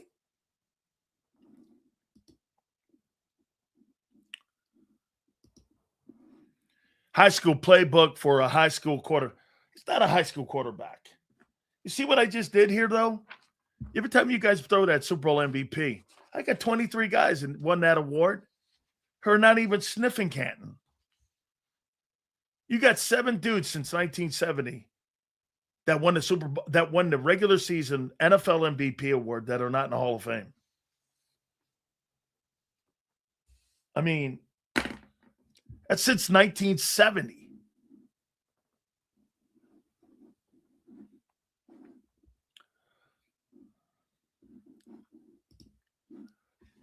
It's because our owner, Krause, so much about the image, cares so much about the image of the team that he'd rather risk massive failure but look like a trend doing it. Yeah, listen, man. And they're going to go to the Hall of Fame. Sills, I've heard you in the last few days. I've heard you in the last few days. Why are you changing? When Howie drafted Hurts after paying Wentz, he saw a 5 to 7 year window. Here, look at what I wrote. I would like to, right here, look at this. You should thank Jalen Hurts so much for what he's accomplished in his 7 years. I told you from day one, Hill, this wasn't a long window. This was not going to be around forever. And I said this was not going to be like for like 12, 13-year career. This is going to be 7, 8, 9 years, somewhere like that. And it was going to be over with. You should congratulate the guy because after this year, they'll begin the process of moving on. It's over. No.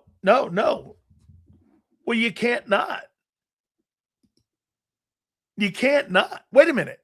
So now you're showing Hurts love, playing both sides. No. He has a great run. He was really good at it. He had a nice career. Now it's over. That's not the truth. Wouldn't be my style, but that's not the truth. Bro, you guys just hate the truth. It's so wild. Sirianni understands the newer generation of players, and a lot of these old coaches don't understand the kids of today. Brian, I think that's one of the reasons why you don't see a lot. You don't see a lot of the older guard any longer being coached. I don't get where the idea comes from that they are moving on. They don't even have a solid number two. Who says you have your replacement in the house?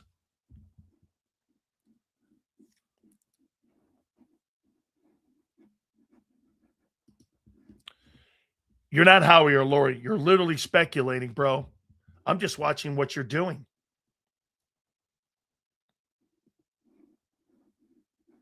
Sue says the 25 season was horrible, period. Well, Sue, the passing game has been horrible for 4 of the 5 years, has it not? And they're tired of it. Don't you get what they're doing? I mean, how are you denying what you're watching?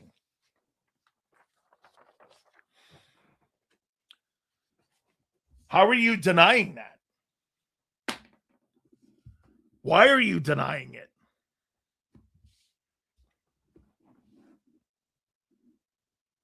Oh, we got a good one coming up here in a minute. It's no point talking to you about Hurts because your mind is already made. No. Their mind is made up. Why in God's name are you denying what they're doing?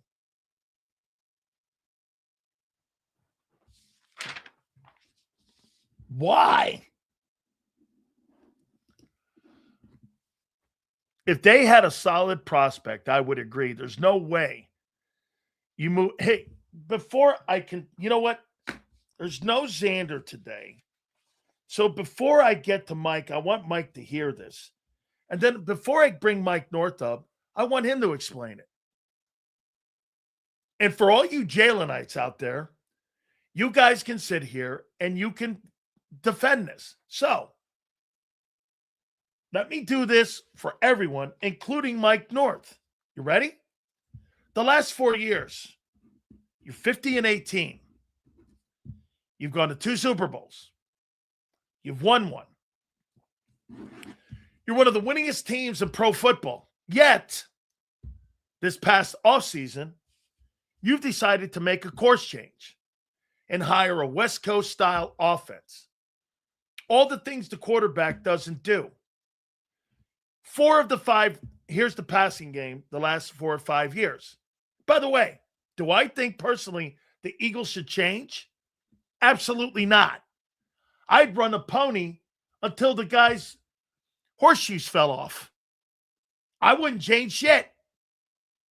Why would I change it? I'm winning. But, so what they do, they go into the draft and draft a wideout. How does that help the running game? A possession receiver that made his hay in the middle of the field. Last 2 years, Hurts is the lowest volume passer of any passer in pro football. In the last 2 years, 38% of his 900 passes. Okay? Spread offense is Montana, Stafford, Darnold. You wouldn't ask Joe Burrow to run an RPO offense, would you, knowing his history? And change a scheme for Joe Burrow and go run me some plays. You hired a brand new coordinator, and you've got 5 new pass catchers. And if you're really so great as a passer, why in God's name would A.J. Brown want out? Oh, I get it. Because he's a cancer. Maybe. He's still $32 million, and you've had nowhere near the success you've had with any wide receiver in Eagle history. No Eagle in his time has had more success than that dude on the field and numbers-wise. That includes Mike Quick. That includes Harold Carmichael. Nobody. All right. Listen, I get it. Here, I want to make it clear before I bring Mike North on. Folks, would I change? No. I would have hired a coach that helped the quarterback skill, not hire a guy that fits the head coach's skill set. The head coach is a West Coast style guy. He worked with Phillip Rivers. Dude, every talk show host is different in style. Every quarterback's different in style. You think everything fits the same? Holy cow. Hey, you think Ben Johnson coached Caleb Williams the same way he coached drop back Jared Goff? Hell no. But some of you think, well, that's going to play it out like this. Yeah, no. Doesn't work like that. All right. Mike even got in my ass a little bit here, too. He got a little bit there on little social media, too, about – I love Mike North, by the way. And here he is right now. He threw me a little bit of dab there, too. I saw it. I even liked it, too, by the way. How you doing there, big man? Hold on, Mike. Mike, I can't hear you, Mike. No. Hello. There you go, Mike. There you go. Like I was saying, apparently the audition for the Frank Gorshin story didn't go well. I got to get my hair back to normal. But anyway, of course. Actually, it looks pretty good today. No, it looks good. It's pretty tight today. Yeah, Frank Gorshin, of course, God bless his heart, played the Riddler in the Batman series back in the day. One of the more underrated actors of television. He played against Adam West back in the day? Yes, he was the Riddler. Okay. Yeah. Okay. Anyway, I heard you. Look, you got a lot of legitimate things.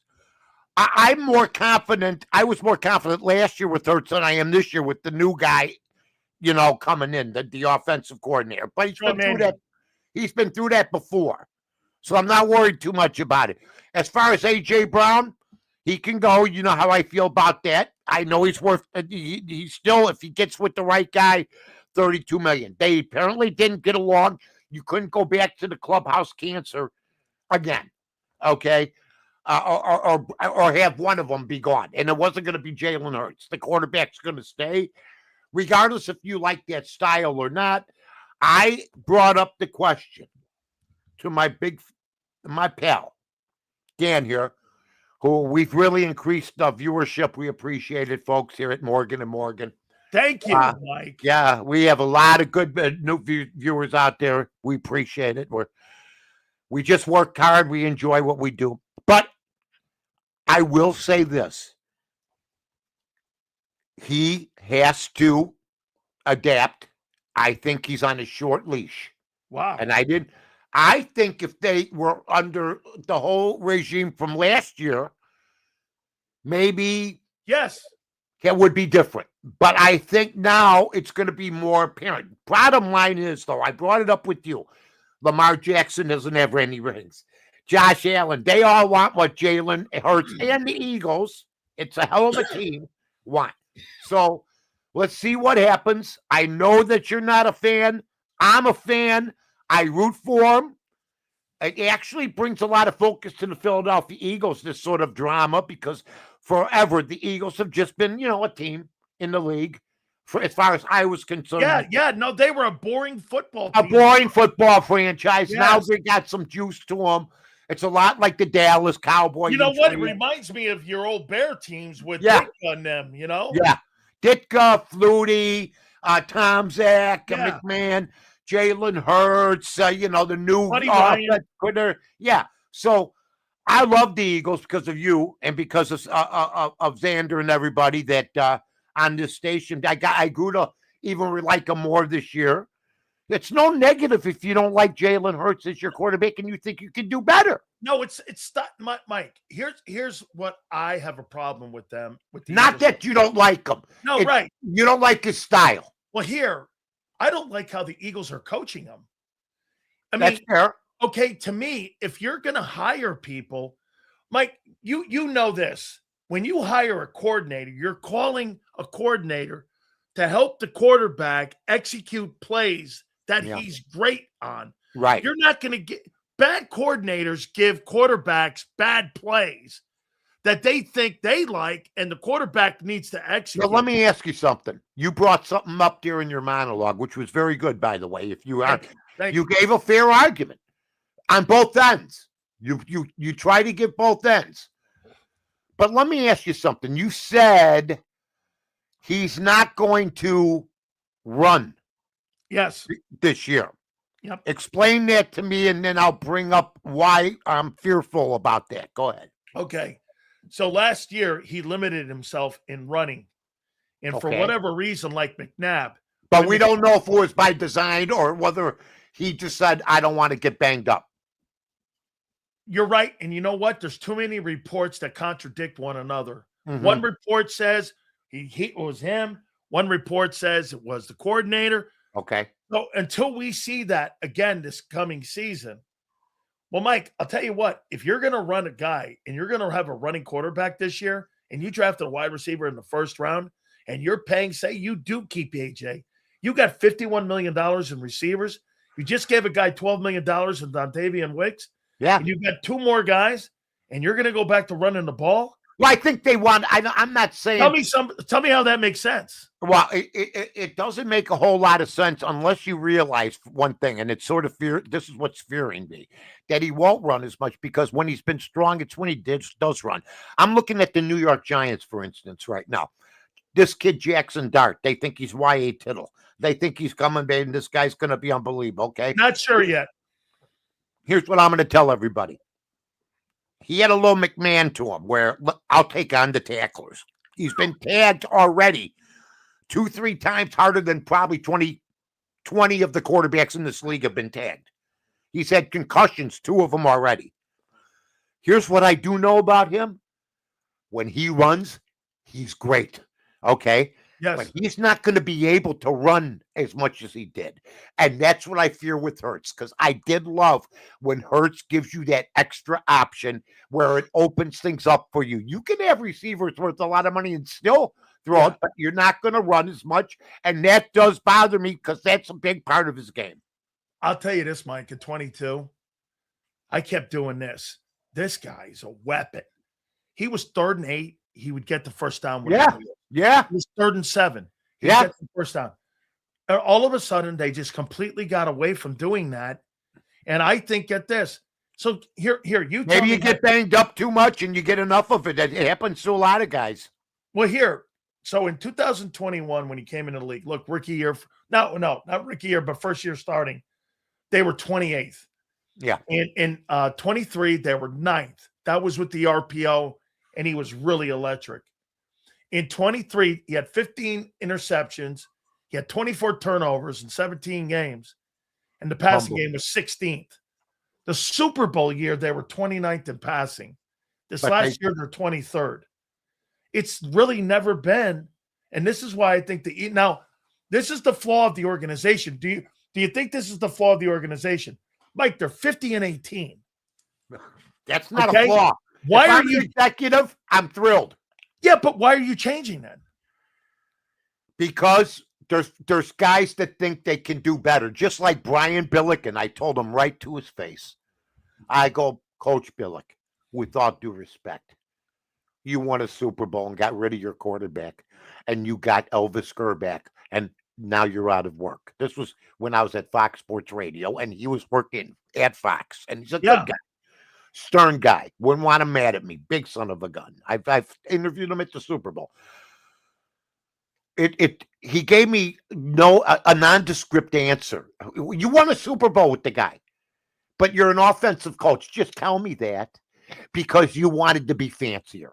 And Trent Dilfer couldn't do that for you, and you thought Elvis Gerback with this stronger, bigger arm could, but you forgot about this, and you forgot about other intangibles. And that's where I think the Jalen Hurts debate comes in. Who would take his place, and how, once he takes his place, will he be different than Jalen Hurts, and will he win? But do you think some organizations in the NFL now are doing this? Shit. I just saw Seattle win with a $30 million quarterback. And Sam Darnold was a journeyman. He was in the Jets, Carolina, San Francisco, Minnesota. He's on his 5th team in 7 years. And I'm only paying $30 million. This even goes to Dak. Why would I pay $60 million to a quarterback that's getting me bounced in the opening round? I could take that additional $30 million, spread it around my roster, get a competent guy. I'll answer both for you real quick because Dak doesn't belong in that class. He's a loser. Sorry. You can put up all the stats you want. He's a loser. 60 million. You kidding me? He should be making 30 million. Okay. He's had some people around it, but he's also got a faulty organization, a faulty GM who I happen to like. In Jerry Jones. I think he's one of the nicest guys I ever met. Okay. But he's not worth it. Sam Darnold got 30 million only because nobody believed that what they saw was going to happen again. So you got one who's getting paid big money that can't get over the hump, and you got another who gets over the hump, but nobody believes him, so they give him the small money. But now he's going to be in line, Sam Darnold, for whatever he wants coming up. Because I think they got to be favored again this year. It's one of the favorites to go. Yeah, Mike, let me. Can you believe that? Can I tell you, I beat him up so bad, my knuckles were bleeding, and I was just beating him up verbally. But you would have thought, because he was so bad. So bad. Not Zach Wilson bad, but bad enough. You never saw this coming. Nobody did. He deserves a lot of credit. He deserves a lot of credit, man. He got up off the mat when everybody was on his ass. Let me ask you then. Okay. I love when you ask me questions. You say that Dak is ass, and you say that I'm assuming Joe Burrow and Lamar and Joe Burrow is too. Well, let me ask you this. Don't you believe that there's differences between the Jets and the Eagle organization with general managers that you have Howie Roseman building a roster around it. Yes. And you have over here Duke Tobin, and you got to listen to Mike Brown and Zipper Wallet Brown, and he's not going to spend the money. How much does that affect the quarterback when you're not willing to build a team and you got an incompetent general manager? They signed Cincinnati signs their receivers for Burrow, but they don't give him a line. So isn't this the first time, though, when they got Dexter Lawrence, I went, well, maybe they did that for Burrow, right? Yeah. And but he's going to get annihilated because he has no offensive line. I don't care. Your receivers need time to get open. Correct. I believe, and I don't mean that Dak Prescott's ass. I just don't think, he's all that. But he wasn't a first round pick. No, he was the 4th. I hear today people trying to say the Joker's not all that. You people are ignorant. Please, dear Lord, help me. If you added him to 28 NBA teams, they'd be contenders or possible champions. Joker's one of the greatest players of all time. Don't give me the crap that you saw last night. It's not his fault Murray shot 4 for 17 and Aaron Gordon's out. And they fired the coach that they should have never fired. This guy's tired from 4 years. 4 years. And he's come through. That's what we're talking about. Dak Prescott don't come through. Yeah, I agree. No. How many big games you ever see him have? No. I mean, I'm passionate about the sport of football, but I'm also passionate about people that get overhyped, and he's one of them. And Sam Darnold's underhyped. People still won't believe Sam Darnold. I believe him. Oh, I do too. Yeah. 8,400 yards.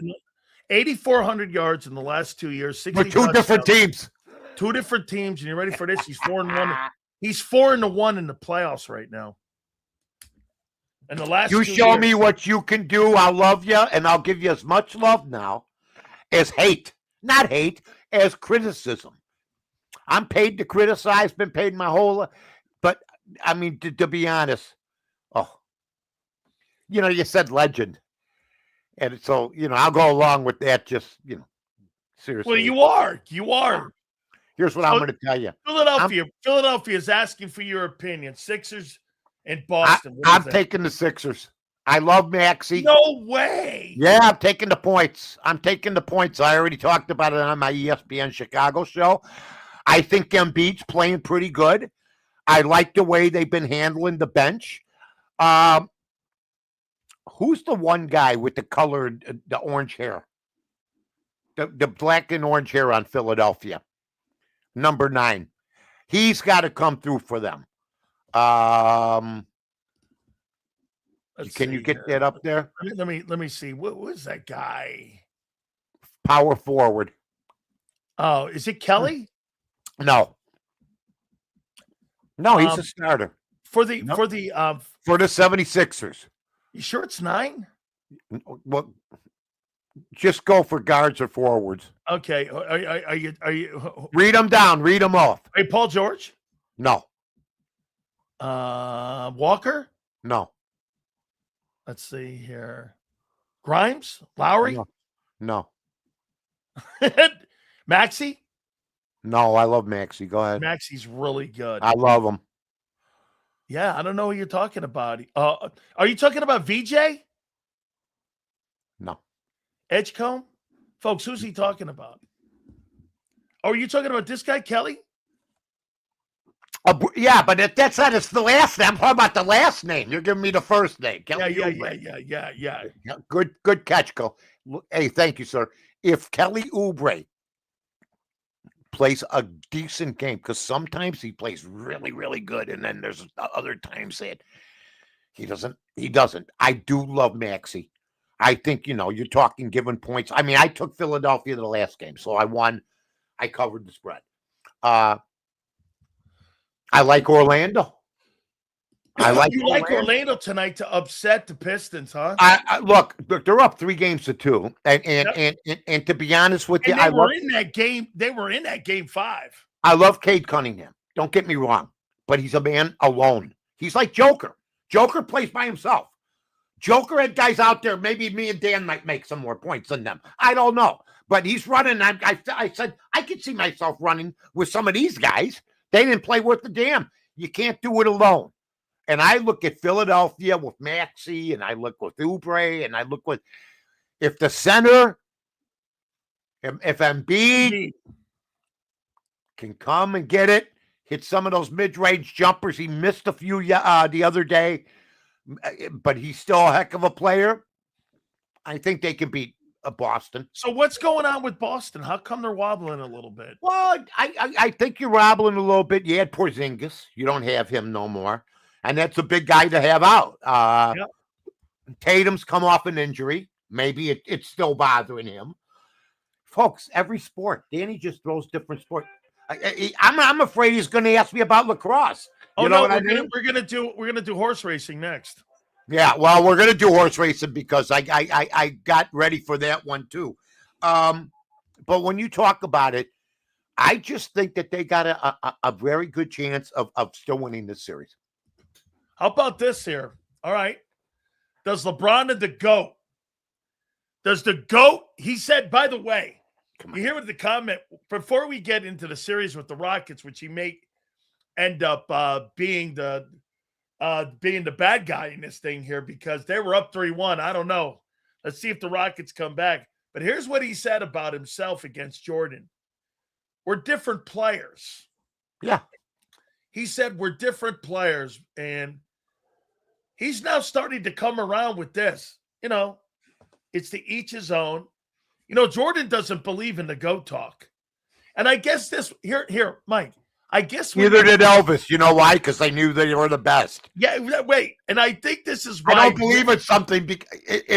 What's he going to argue against himself? Wait, I think that's exactly where I got. So when Jordan gets asked a question about the GOAT, he goes, the GOAT conversation is ridiculous.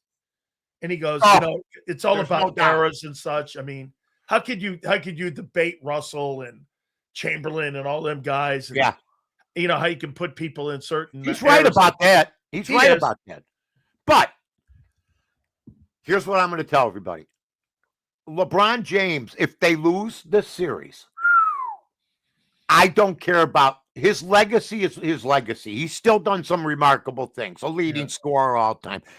But this would be a hurtful one. But he's not number 2 in my world anyway. It's Jordan and Chamberlain. And then rearrange the chairs all you want. I see polls where Wilt Chamberlain is 9th. He's behind Shaq and Kobe. He crapped bigger than them. He would destroy them. He's 100-point game guy, averaged 51 year and 25 rebounds. So please, let's knock the nonsense off. It's Jordan, Chamberlain, and then whatever way you want to put it. I mean, I see Larry Bird ninth behind LeBron. If I need a big game, and Larry, I'll tell you, you ask any general manager in the league with any kind of balls that isn't afraid of being shot rapper style if he says something against LeBron. Well, he was walking down the street, but he apparently had said something against LeBron. And Maverick Carter got him. Yeah. Wait, he was walking down the street. Rumors were he said something against LeBron, said he'd rather have Bird. He was more clutch, and a sedan pulled up and machine gunned him. So LeBron James was vacationing in Cancun at the time. God. Are you kidding me? Larry Bird is one of the top 5 clutch players who ever played basketball. He came to a team in his rookie season, and they improved 33 games. Well, here with the same team. Let me play a game with here. I love games. You know that. Monopoly. I used to like Candyland, but I outgrew it. Okay, here's LeBron James game here. If you had to win it, if you had to have one player, and I'm taking Jordan out of this, would you take LeBron James in a 48-minute game, or would you take Kobe Bryant? I'm taking Kobe. Yeah. Magic Johnson. Because Kobe is more physical than LeBron James. James. Would you not agree? Kobe's probably I don't care how much bigger man's version of Jordan. Yeah. I think he copied his game. All due respect. Yeah, he copied his game, and he's a hell of a player, 80 points. Right. But the difference between Kobe and Jordan, people, first of all, Kobe Bryant never won a championship without basically one hell of a Hall of Fame center. That would be Paul Gasol or Shaquille O'Neal. Yep. Okay? He didn't have to play with Bill Wennington, Bill Cartwright, okay, or Luke Longley. That's who Jordan had at center. Jordan played with fewer all-stars than anybody else. Scottie Pippen came and then became one, and then Rodman came from San Antonio. So I just think that it's ridiculous. Today, for instance, social media has destroyed me. It's trying to break me because of the morons that are on it, okay? Look, if you're under 40, tell me. If you're that stupid that you would declare Barry Sanders, is he the greatest running back of all time? I watched the nonsense. I saw that. I saw you going off on this. Oh, I watched the nonsense. And like I said to Gale Sayers one time, Gale, he used to piss him off. I go, who was better one time? And just to have fun with him during a commercial. Who was better, you or Barry Sanders? You know the answer to that. I go, what? Excuse me? You know the answer to that. And I go, what do you mean? You tell me I'm leaving my house and I'm going to play in 72-degree temperature indoors. Now, wait, Mike, here's what's different. Okay. I get asked who I think the greatest talented running back that I've ever seen in my life. Mm-hmm. And I'm going to tell you, I've never seen anything like this. Bo Jackson. I've never seen. Bo was. Right, I can buy that. But Bo didn't have enough time. That's right. To show, okay? And here's the thing with Gale and with Barry. Here's where I'm going to, and you tell me if you agree or disagree. Barry played 10 years. Okay. And barely missed any games, where Sayers was in an era where he was he kick return, punt return, run the ball. Right. He was the first before he was like Devin Hester of running backs. And like they utilized him in such a great way. However, they killed him. The medical technology, right? There's no at that time wasn't where. Danny, I agree with you. Gale Sayers nobody was more pissed off and bitter than Gale. He to his dying day, I'm telling everybody this. I knew him very well. Bitter, robbed. They robbed me. I could have been. Can you imagine that? Wait a minute. He feels robbed Right. He still got a gold jacket. 68 games. So that's my point. That's my point. Unbelievable. Of course it is. And he did it all. Now, Peyton, here, my other answer was, forget it, Jim Brown. I'll go all night long. You know, I hear Emmitt Smith's name, and I tell my wife, my favorite Dallas Cowboy running back was Tony Dorsett. Tony Dorsett was a menace, man. He was a great runner. There's a million great runners. But I think when you're in top 5, you got to, huh? OJ was great. OJ Simpson here. I'll give the weather analogy again. Put OJ at the Silver Dome and see if Barry Sanders gains 2,000 yards in Buffalo in the coldest winter maybe they've had in 50 years. OJ in a dome would go for 2,500 yards. Sayers said he'd gain 2,000 easily. Hey, how about in 14 games? How about when OJ, I was a little kid, I watched him against the Steel Curtain go for 270. And I'm going like, nobody ran. They let you know what happened to him? Because of coverage. He was in Buffalo. They were nondescript. You had the electric company.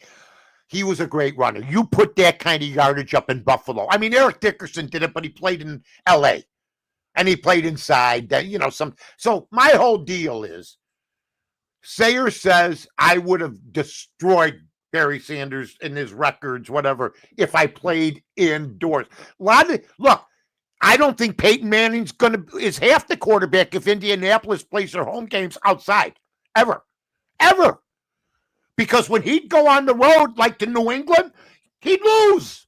You imagine if Tarkington played inside? Oh my God. I mean, he retired with 50,000 passing yards back in an era that they didn't throw the ball. Look, you get great guests on your show, and I saw you had some great guests on this past weekend. And but Fran Tarkenton's a guest that people should talk to. I mean, the guy is just a businessman, smart. He killed the Bears. I hated Fran Tarkenton, but we all loved him. You hate the guy, but he was so good. You know, that black and blue division, I played in the last few years of the black and blue division. Oh. And Mike, can you imagine now? I played against Minnesota when they had the Hubert Humphrey Dome. But can you imagine back in the day? Metropolitan Stadium, baby. You had to go to Metropolitan Stadium. Outdoors. You had to no go heater. Hey, get this. So here'd be your weekend. Here'd be your schedule. You had to go to Chicago when the wind's blowing off the lake and you're freezing your ass off. Then the next week, you have to go to Minnesota, and you're playing there in Minneapolis. Green Bay. Then you go to Green Bay, and you're freezing your baguettes off there. And then Detroit played back in and they send you to San Francisco to get warm and lose to lose 30-0. And I never understood why the Buccaneers were in that division when we were in that division. Because that was a destination vacation for everybody. They were way ahead of their time, the NFL. I don't know why they did that, but I think they said basically, look, these people will die of frostbite if we don't have a home team that's in some heat. But then the Bears would come from playing at Green Bay, where the week they played it was 2 above, to Tampa with 80 degrees and humidity. And by the third quarter, Fensick couldn't lift his arms. Here's what would happen. You see this? You see this red right here? Yeah. That would be Mongo's face because he was hammered from the night before. Drinking, and it was 100 degrees with humidity. Yeah, there in Tampa. That's the way. I mean, look we feared the Miami game. I with Dan Marino quarterback, who I love. I was there that night. Yeah. Well, I'm sure. Wait, Mike, check this out. So check it out. So Don Shula, we played at the Orange Bowl, obviously, together. I love the Lindsey Nelson, the Orange Bowl. I love playing at the Orange Bowl. Of course, the Orange Bowl's famous. Oh my God! And then what do you got now? It's called Hard Rock Cafe. Well, it's a different place. It's not the original Orange Bowl. Whatever. So check this out. So Saturdays we play, Sundays they played, and we never. Both teams were really great at home. So Don Shula was great friends with Jimmy at the time, and he goes, "Why don't you guys come to the Monday night game?" And I was like, and if you remember. During that game. Is that when you first saw Walter Payton? Oh no. When I first saw Walter Payton live run, yes, but that Yeah. night, Nick Bonacani was raising money for his kid who got paralyzed. Oh, that kid got it right up the you know what. Yeah, Mark got paralyzed. He raised a whole bunch of money. Holy We're all standing on the sidelines, and get this, Coach Shula had us on the sidelines. Yeah. I'm watching Dan Marino. Oh. And if I'm not mistaken, I think the Bears were 15-0 going into that game. Yeah. Oh no, they were going for the perfect season. Wasn't that the last game of the year, right? Was Monday Night Football. You got, you always got Zonka with the bushy mustache and the whole. And we're sitting there and I'm watching Marino. I could not believe what they did to that Bears defense. Yeah. I mean, it was. Ditka and Ryan came to fisticuffs at halftime. Ryan had Wilbur Marshall covering certain receivers that Ditka thought should not be covered, and he ended up being right. And at halftime, they came to blows. They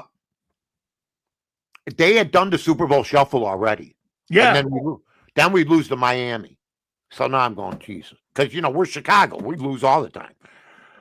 So I'm having a panic attack over here. Okay? Just praying to God. I mean, it's my whole life. I got a hot dog stand, me and my wife. We're happy to make our money, say hi to the customers. It's good for business, the Super Bowl. And it was our best year in business. Believe me, everybody came out to talk Bears, but we were scared. It's almost akin to when Jordan broke his foot. Here we go again. We had Gale Sayers. Now Michael Jordan breaks his foot. We were scared to death of that. But after that, I think we learned a lot from the Miami game. And the coaching staff got together, and that was it. Hey, folks, just to show you what the Bears did after that game. They went 21-0 against the New York Giants. Yeah, good team. Year would win the Super Bowl in '86. Then that's right. They beat the Rams 24-0. No points. Then they beat New England 46-10. Steve Grogan and Tony Eason were never the same. They gave up 10 points. Yeah. In 12 They were quarters. Phenomenal. They're forever the number one team in Chicago. Over 6 championships with the Chicago Bulls. Those are behind that Bears championship. Is that right? You only gave up 10 points in 12 games. 12 quarters. Yeah.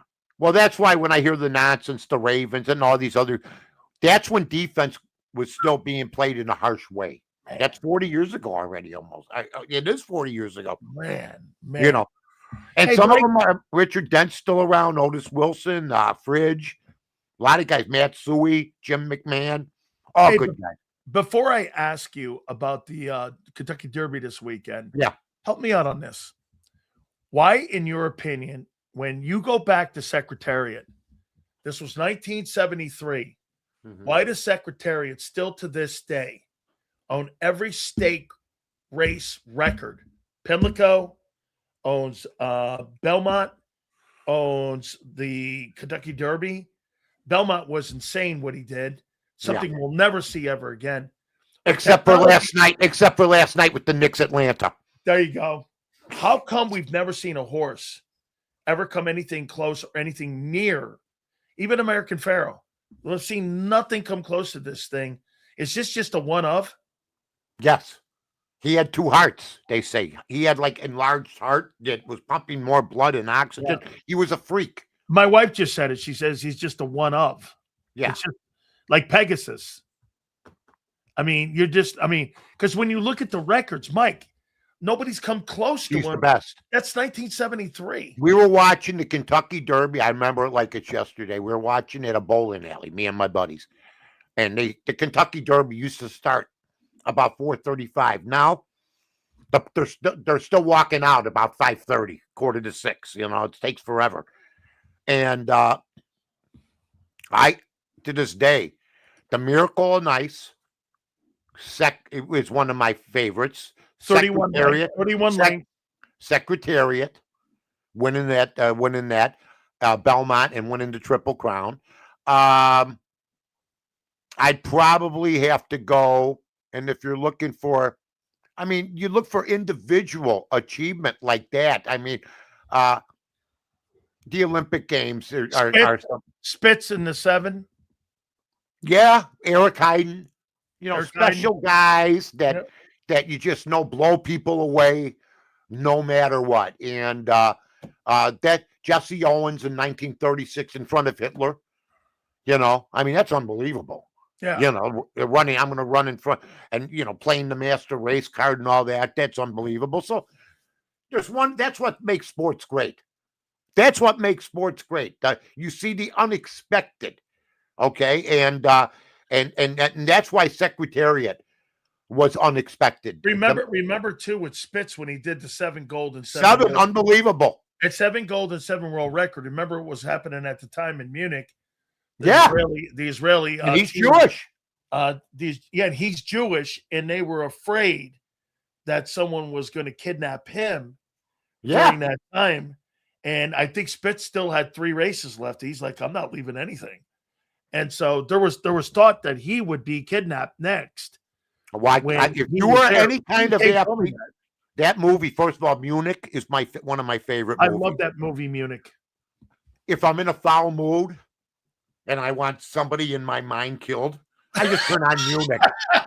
Oh my God! And I pretend the person is the guy bringing home the milk when they surprise him in the festival. Oh my God, Mike, Renegade this weekend, is that the guy?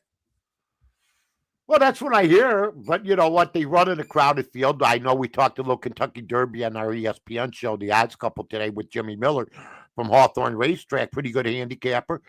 And he seems to think that's the one that you got to look for. There's other horses, but it was supposed to be a wide open field. And I think that, no horse has won out of the number 1 position, I don't think ever.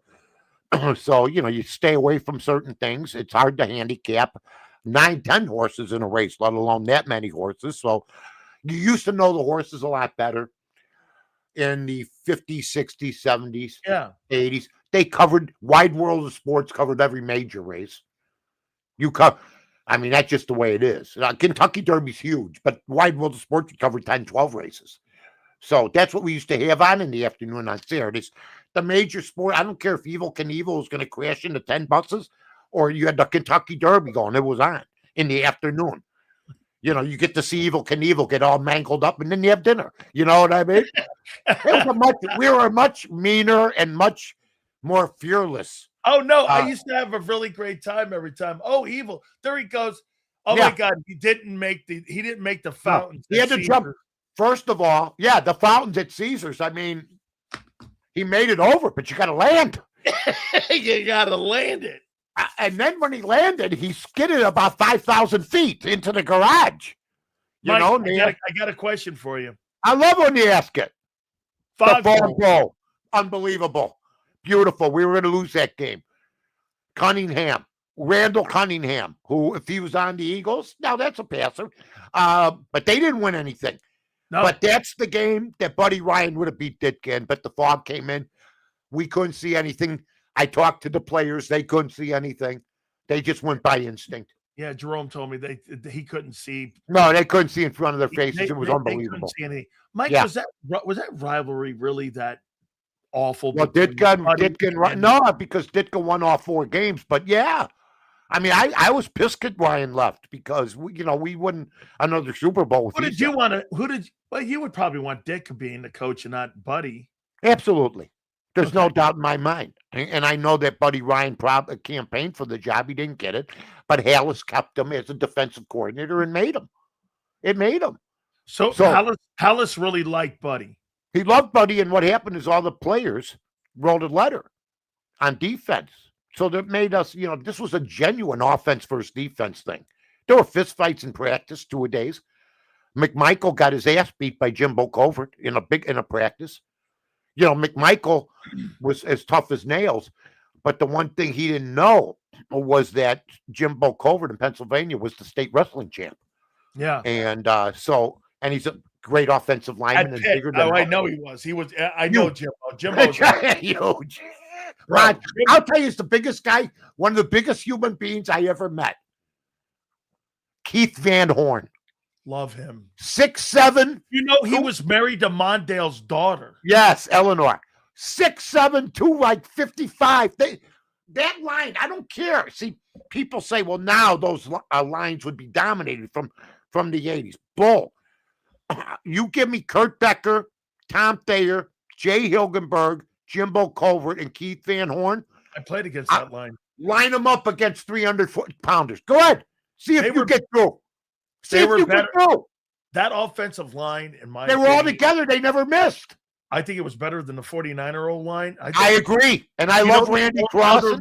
You know, the only other line I played against during that time that I thought was bigger was the Slater Rams line. Yeah, they were big. Slater, they were 6'8", 6'7". Yeah, Slater was big dudes. Slater was, they talk about all these athletes that play forever. Slater was a 23, 24 year guy. 20-plus year guy. Yep. But the Bear offensive line I use always as an example. I became friends with Tom Thayer after. Oh, Tommy's a good guy. Tommy, I worked with him ever since.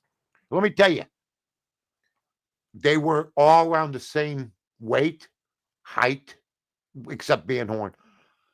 Nobody's getting through. They were a unit.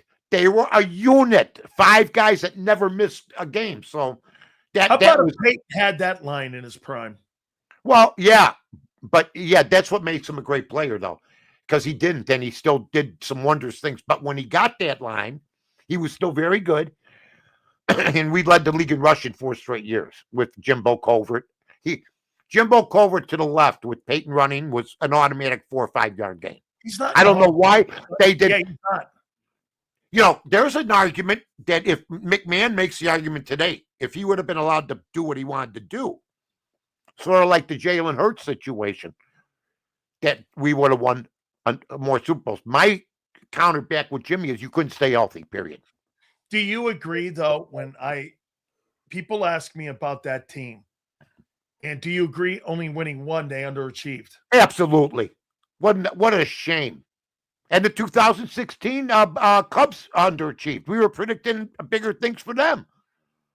So you never know. But if you're going to lose to the Washington Redskins with Joe Gibbs or the New York Giants or the Niners, in my world, those 4 teams, basically, in one conference, better than any 4 teams in football history.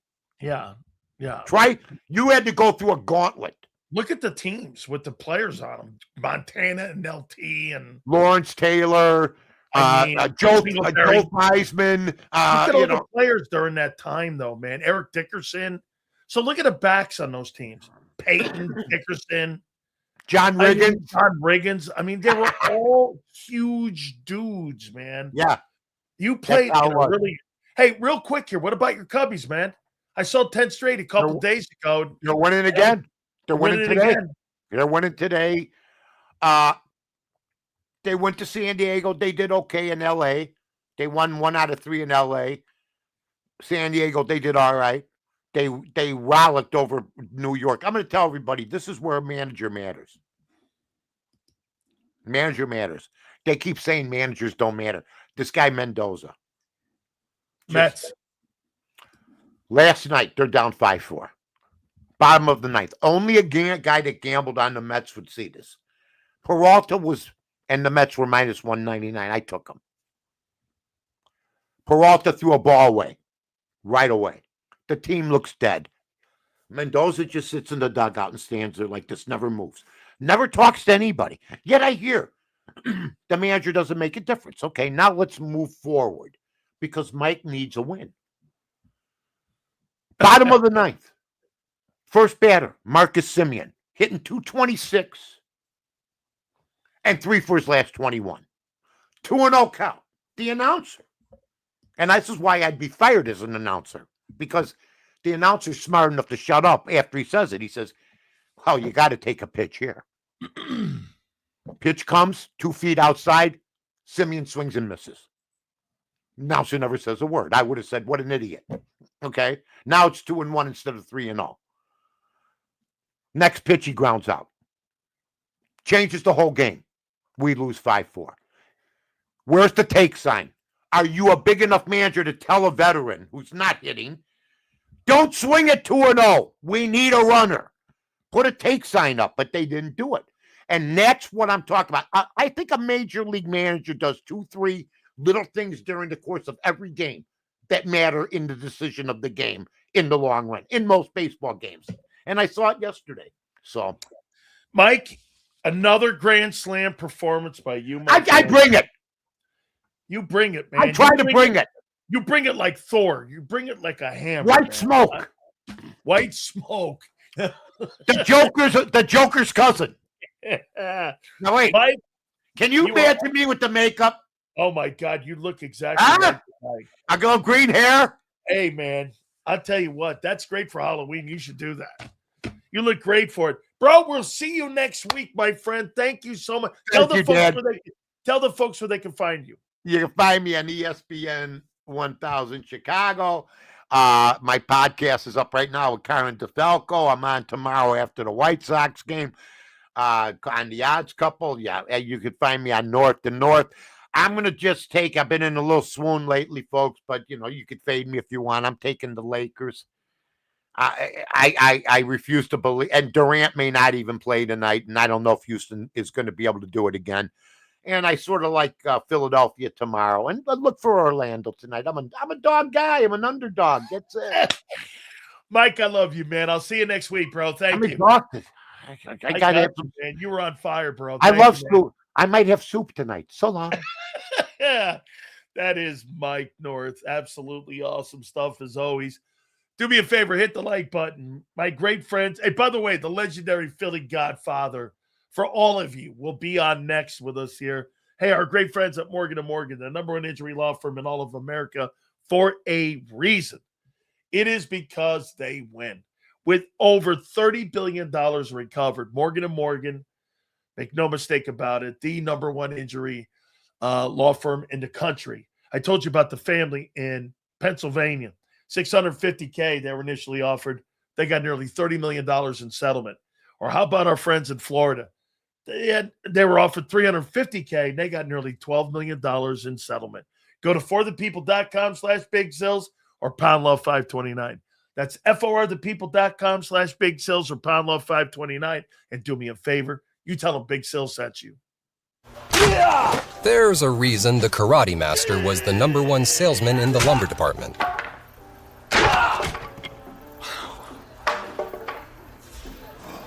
Karate.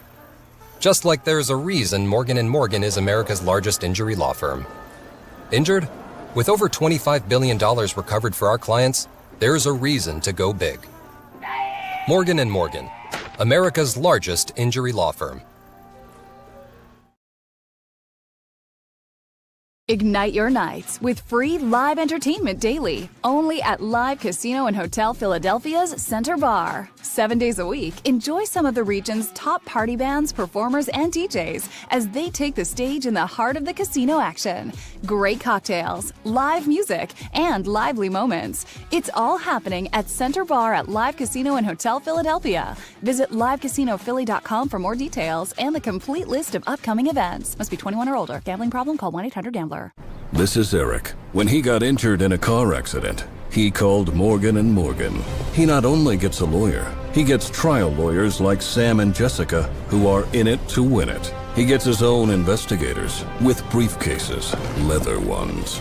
And if you ever have questions, our customer service folks keep things rolling. Injured? We're your army. Morgan & Morgan, America's largest injury law firm. Welcome to the Jet Setters and the High Rollers, to the Shot Takers and the Tastemakers. Welcome to the Viewfinders, the Thrill Seekers, and the Night Owls. Welcome to everything you could possibly want on one 5-mile island. Welcome to the Wildwoods. Book your stay today. In our hometown, we all look out for each other. We go the extra mile to lend a helping hand. We step up to keep our communities going strong. And at Independence Blue Cross, we're here to keep you going strong. We've been deeply rooted in our communities for more than 85 years. And that connection to members has earned us our spot as the #1 health insurer in the region. So while you look out for your neighbors, know IBX is always looking out for you.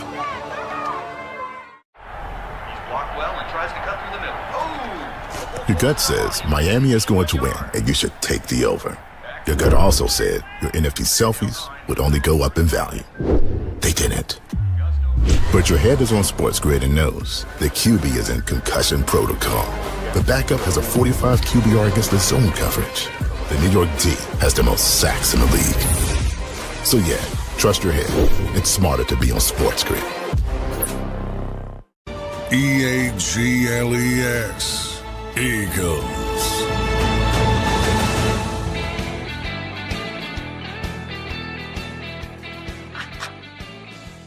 The legend, the man, will be on with us in a couple minutes. The legendary Philly Godfather. By the way, real quick, how much impact do you think this rookie class has on your football team this year?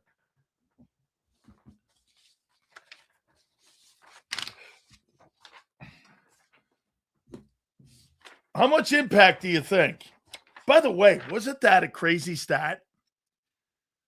That 23 people have won the Super Bowl MVP.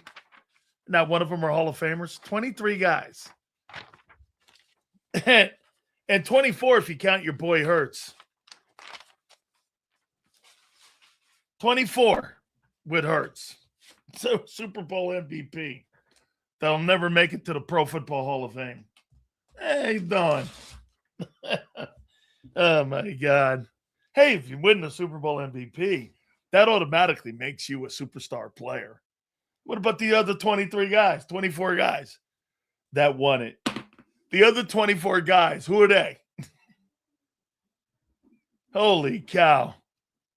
24 guys have won the Super Bowl MVP out of 60 games. And hey, that guy won the Super Bowl MVP. Okay. He's in a line with 24 other guys. Hey, Kyle, think about that.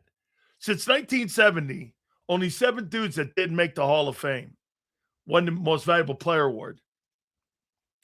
24 dudes will never make it to the Super Bowl, will never make it to Canton. And Hurts is one of them guys. But wait, he's a Super Bowl MVP. Oh, yeah, okay. And, oh, man. And, oh my God. How much impact do you think these 2026 rookies have on your football team? What do you think? How much impact do you think they have? Any? Big impact? Small impact? Wait a second. Don't know yet. Okay. All right, Sue. Well, here. Sue, do you agree? Is Lemon going to be the 2? Is Lemon going to be the 2 or the 3? The 2 or the 3? Here, let's go down the list here. Let's see here. Here, Eagles draft picks.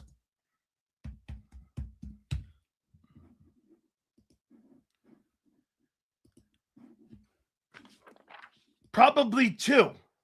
Okay. So here, is Eli Stowers going to have more playing time this year? How about this? Is Eli Stowers have more playing time than Dallas Goedert this year? Yes or no? Does he? Does he have more playing time than Dallas Goedert? God, this is such a great day. I love it. Absolutely.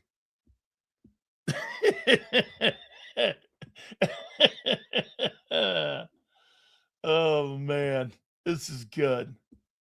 Let's see here. They should do that on there. I love that. It's a great idea.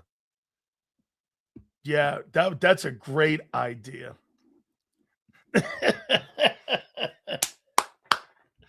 Goddard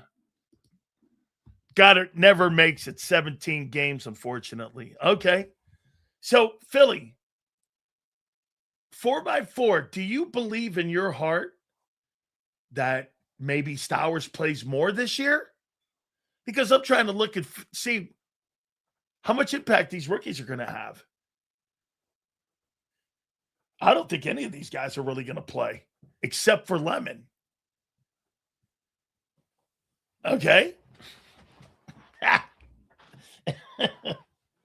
Except for Lemon. Do you think Bell's going to beat out Fred? I think it depends how well Stowers plays. Okay?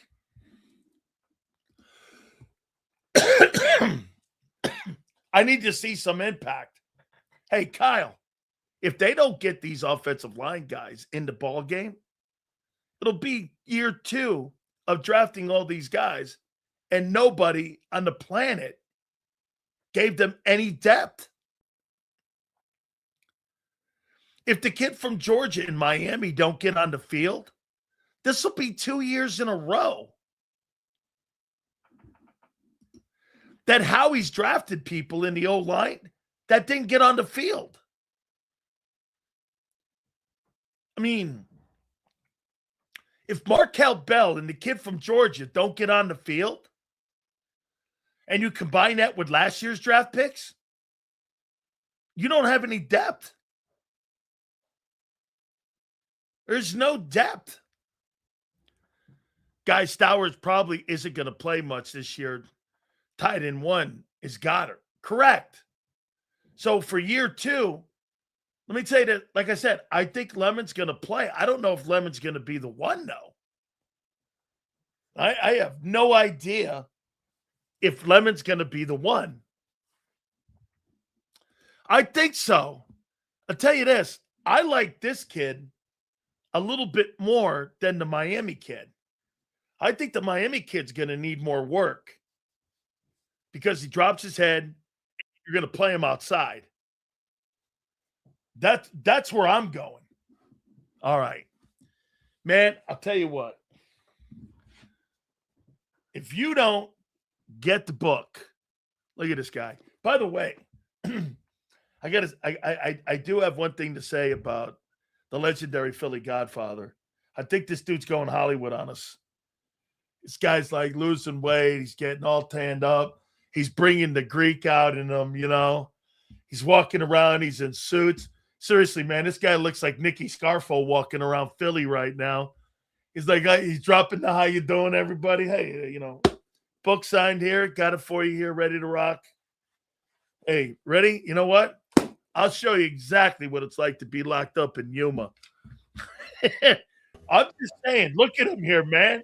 Got the teeth all going now, ready for some TV. You're like a movie star, dude. I mean, I'm trying, man. I got a big podcast with the Megyn Kelly people, Mark Halpern in May. He wants me to break down the calcium markets, the predictive markets, how it affects the sports betting market, the odds on the elections. Megyn Kelly, really? Yeah, so it's kind of cool. They reached out to me, and you know, I'm just people think like I plan stuff, and I just do stuff. You know what I mean? I'm just me, and people have called me a marketer, and I don't know nothing about marketing. I went to 9th grade. I'm just being myself, and it's attracted a lot of attention. I'm so grateful everyone loved the book, and that's my biggest, gave me a lot of happiness over the past year. I got it here. I give this analogy about me. In that Batman movie, when the Joker goes up to the guy, and the guy looks like this, and the Joker goes, "Do I look like I have a plan?"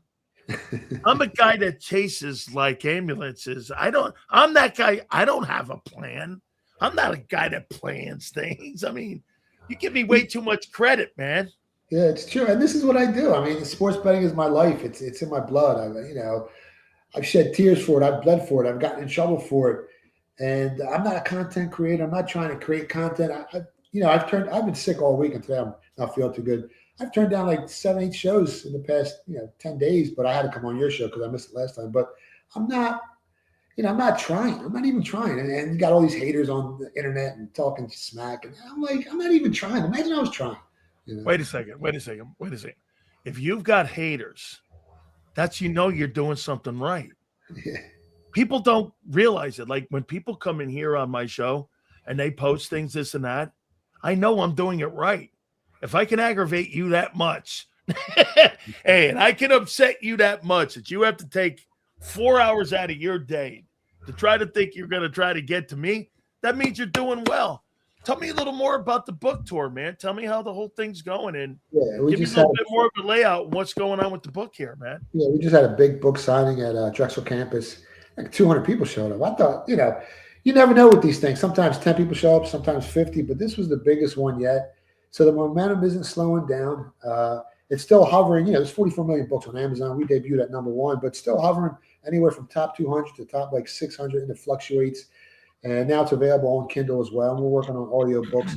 Most books are sold these days on audiobooks, and we're not even out yet on audiobooks. So that's been great. We got a couple more book signings set up in the Delaware Valley, tri-state area.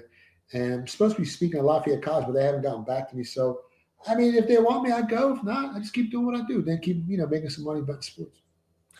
Tell me, do you agree that because gambling is getting so prominent and that the sports leagues themselves are embracing it, that it's what's also opening up more shows, more podcasts, more abilities to make money? Because I got to tell you, from where it was, say, 4 years ago with gambling and with the sports league, especially the NFL, how much has it grown in the last 4 years, in your opinion, sports betting? I mean, just go on the internet. Everyone's a sports betting expert. I've been doing this for 38 years, and people just woke up in the last 4 years and they're sports betting experts. So it's so saturated. There's some pros and some cons. It's grown exponentially. It's gotten so big. And sometimes I have a problem because, I go on your show, and you don't care if I win or lose. And most of the times I win. Some weeks I have some great weeks. Like last year, one NFL week, I think we went like 22-1 with the games that we get on the show. And there's certain shows that don't want you giving out winners, So it's kind of weird, and they don't want you back on because they don't want you to steal the thunder. And it's all about traffic. The internet's all about traffic, so they want to grab your traffic. I'm learning more about sports betting. I'm not an expert. You know what? The reason I put the people that I put on my show, Mike, I put people on my show for a reason. Because when guys like you come on my show, Godfather, I look at it like this. I mean, I don't really know how to bet. I don't know what to look for. I don't know what I'm looking at. And that's why I get you to sit here and tell me. And that's why I get you on. I want you to tell me what, again, the most important thing is what you're looking for in a sports betting. That's why you're here. And I try to educate the people. I try to let them go inside my mind how I do these breakdowns. And if you can watch any other show out there, sports betting shows, no one talks about the stuff I'm talking about. No one talks about the metrics I talk about. No one breaks down the games the way I do, because this is what I do for a living. And a lot of people try to imitate it, and that's cool. I got no problem with that. If I can teach people and they become great sports bettors, the more the better. But it's like any other business. There's some jealousy. There's some guys that love you, some guys that hate you. And at the end of the day, as long as you're yourself, you're just going to keep growing. What do you give any kind of classes out? Like, do you go and speak to people on how you can be responsible gamblers? Do you do any of that, or is that something that you stay away from? I've been asked to, but there's only so many hours in the day. I got 2 kids. I got businesses. I got real estate projects going up. I got the website. I got the sports betting. That I got. I'm reading the market each and every day. Now, we weren't supposed to talk about it at the college, tour that we're doing, but I go in there and I educate the kids about the math behind the wagers.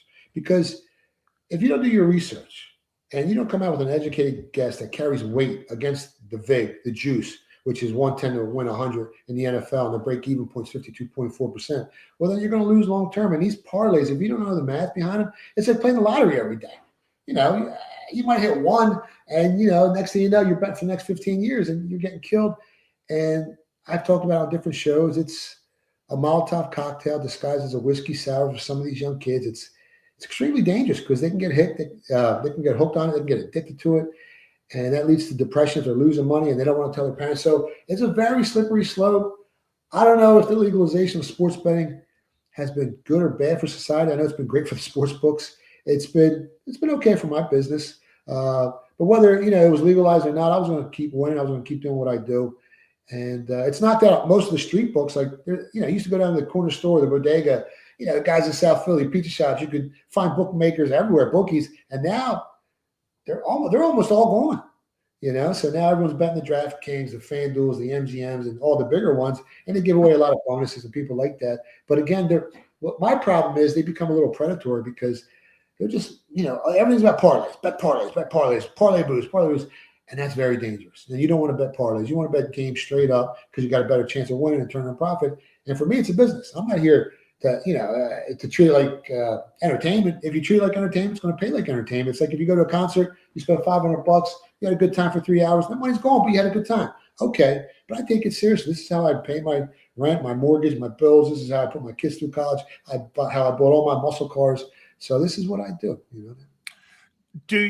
That story with that Texas Tech quarterback who's now being suspended. He signed a $6 million nil there in Lubbock, but he was betting I guess a ton when he was at Indiana as the backup quarterback when Mendoza was there. I heard he wasn't betting on any of the IU games, but obviously, here's the situation. Do you think, again, now that sports betting, especially in college sports, you think it's more dangerous at that level? Because look at Whitnell now. You got kids making $1 million, dude. And when I was younger, I didn't know how to manage $5, let alone $5 million. I mean, are you concerned about that? Yeah, you have to be. I mean, look at these college prop bets. And there's politicians that want to, outlaw college prop bets, but then you're sending all the money to the offshore, to the guys that you were trying to take the money from to pay for the infrastructure, to pay for your schools, for the taxes, for the roads, so you need that tax money. You got to keep that tax money in the States. They're going to have to find a happy medium. And then the other thing is, if, you ban college prop bets, well, then how are you going to monitor the offshore accounts when when funny stuff's going on? The feds can monitor DraftKings and BetMGM and FanDuel, but the offshore accounts, they have no access to those accounts. So if you see a bunch of money going in on some, college football prop bet, maybe this is, I'm just making for an example, Mendoza to throw over 3.5 interceptions, and you see him throw 5, and he hasn't thrown 5 in his entire life. Well, something fishy was going on. So how are you going to monitor that? Where are the red flags? They're going to alert the feds. There's guys a lot smarter than me. They're going to have to figure it out. And, I'm just going to keep doing what I'm doing. Man, I'll say. So, A.J. Brown, how's the Godfather looking at A.J. Brown? Are we still looking at, no chance he's back with the Eagles this coming season, right? I don't think so. I mean, they drafted – in anticipation, that he's leaving, and the Eagles had a great draft. I mean, their odds actually shifted. They're one of the few NFL teams that went from they were up to as high as 20-1. Now they're back down to 15-1. They got the 6th best odds to win the Super Bowl. So you see all these media pundits, and they're giving everyone an A- or a B+ on their drafts. And I'm thinking to myself, that's cool, but the guys that really know are the odds makers. And if you see those lines dropping, like the Giants were 80-1. Now they're down to 35-1. So they might have had the best draft out of everybody. So opinions are great, but the guys that back their opinions with billions of dollars, you got to pay attention to those guys. I am telling you this, and I say this all the time. Guys like you who put their wallets on the table with making bets every day versus guys like me, it's night and day. I mean, you put the cannolis up there. Hey, I believe this bet. That takes a lot of stundines, though, don't you think? When you're betting like that, that means to me that you're doing 10 times more research because you're looking for any angle when you're making a bet, whether it's basketball or college football, right? Yeah, you're looking at injuries. You're looking at guys coming back from injuries, how productive were they to the offensive line or defensive line? What were their production numbers? What do they mean to the point spread? You're looking for like a bunch of injuries that happened during a certain week, a cluster of injuries, and that could affect the football game. And now they've caught on, but for years, people didn't realize your offensive line is your whole NFL team. And for years, the biggest bets I made in the NFL was when you had 2 starting offensive linemen out. I don't care if they were playing the New York Jets. I was taking the points with the Jets. I was taking the Jets on the money line because if you can't protect your quarterback, you got no shot. Now, other than Tom Brady, you stay away from certain guys because you can't quantify their greatness. Some guys, like, all the numbers, all the metrics say bet against them, and these guys just come out and kick your ass every time, and you just scratch your head. So I learned a long time ago, you stay away from guys like Tom Brady and that Patriots team with Belichick because he was probably one of the greatest coaches of all time, greatest quarterback of all time. And those guys can outperform any gambling angle, any metric, any little bit of edge you think you have. Those guys are just killers. So yeah, and that's how you're looking to handicap the game. In baseball, we do a lot of weather totals. You go out to Wrigley if the wind's blowing out 30 miles an hour. I don't care if you got 2 Cy Young award winners on the mound. And the dew point's high and the humidity's high. That total's going to fly over. I don't care how great these guys are. The ball pops an extra 15, 20 feet in certain weather. And it regresses an extra 15 to 10 feet in bad weather. So you're looking at, you're trying to check off as many boxes as possible. Look, I got 20 boxes when I handicap these games. And if I can check off more than 10, it's a small bet. It's a small bet for baby peanuts. If I check off 15, it's a little bit bigger bet. If I check off 17, 18 boxes, I'm unloaded on that game because I think I got the edge. All the information, everything's moving my way.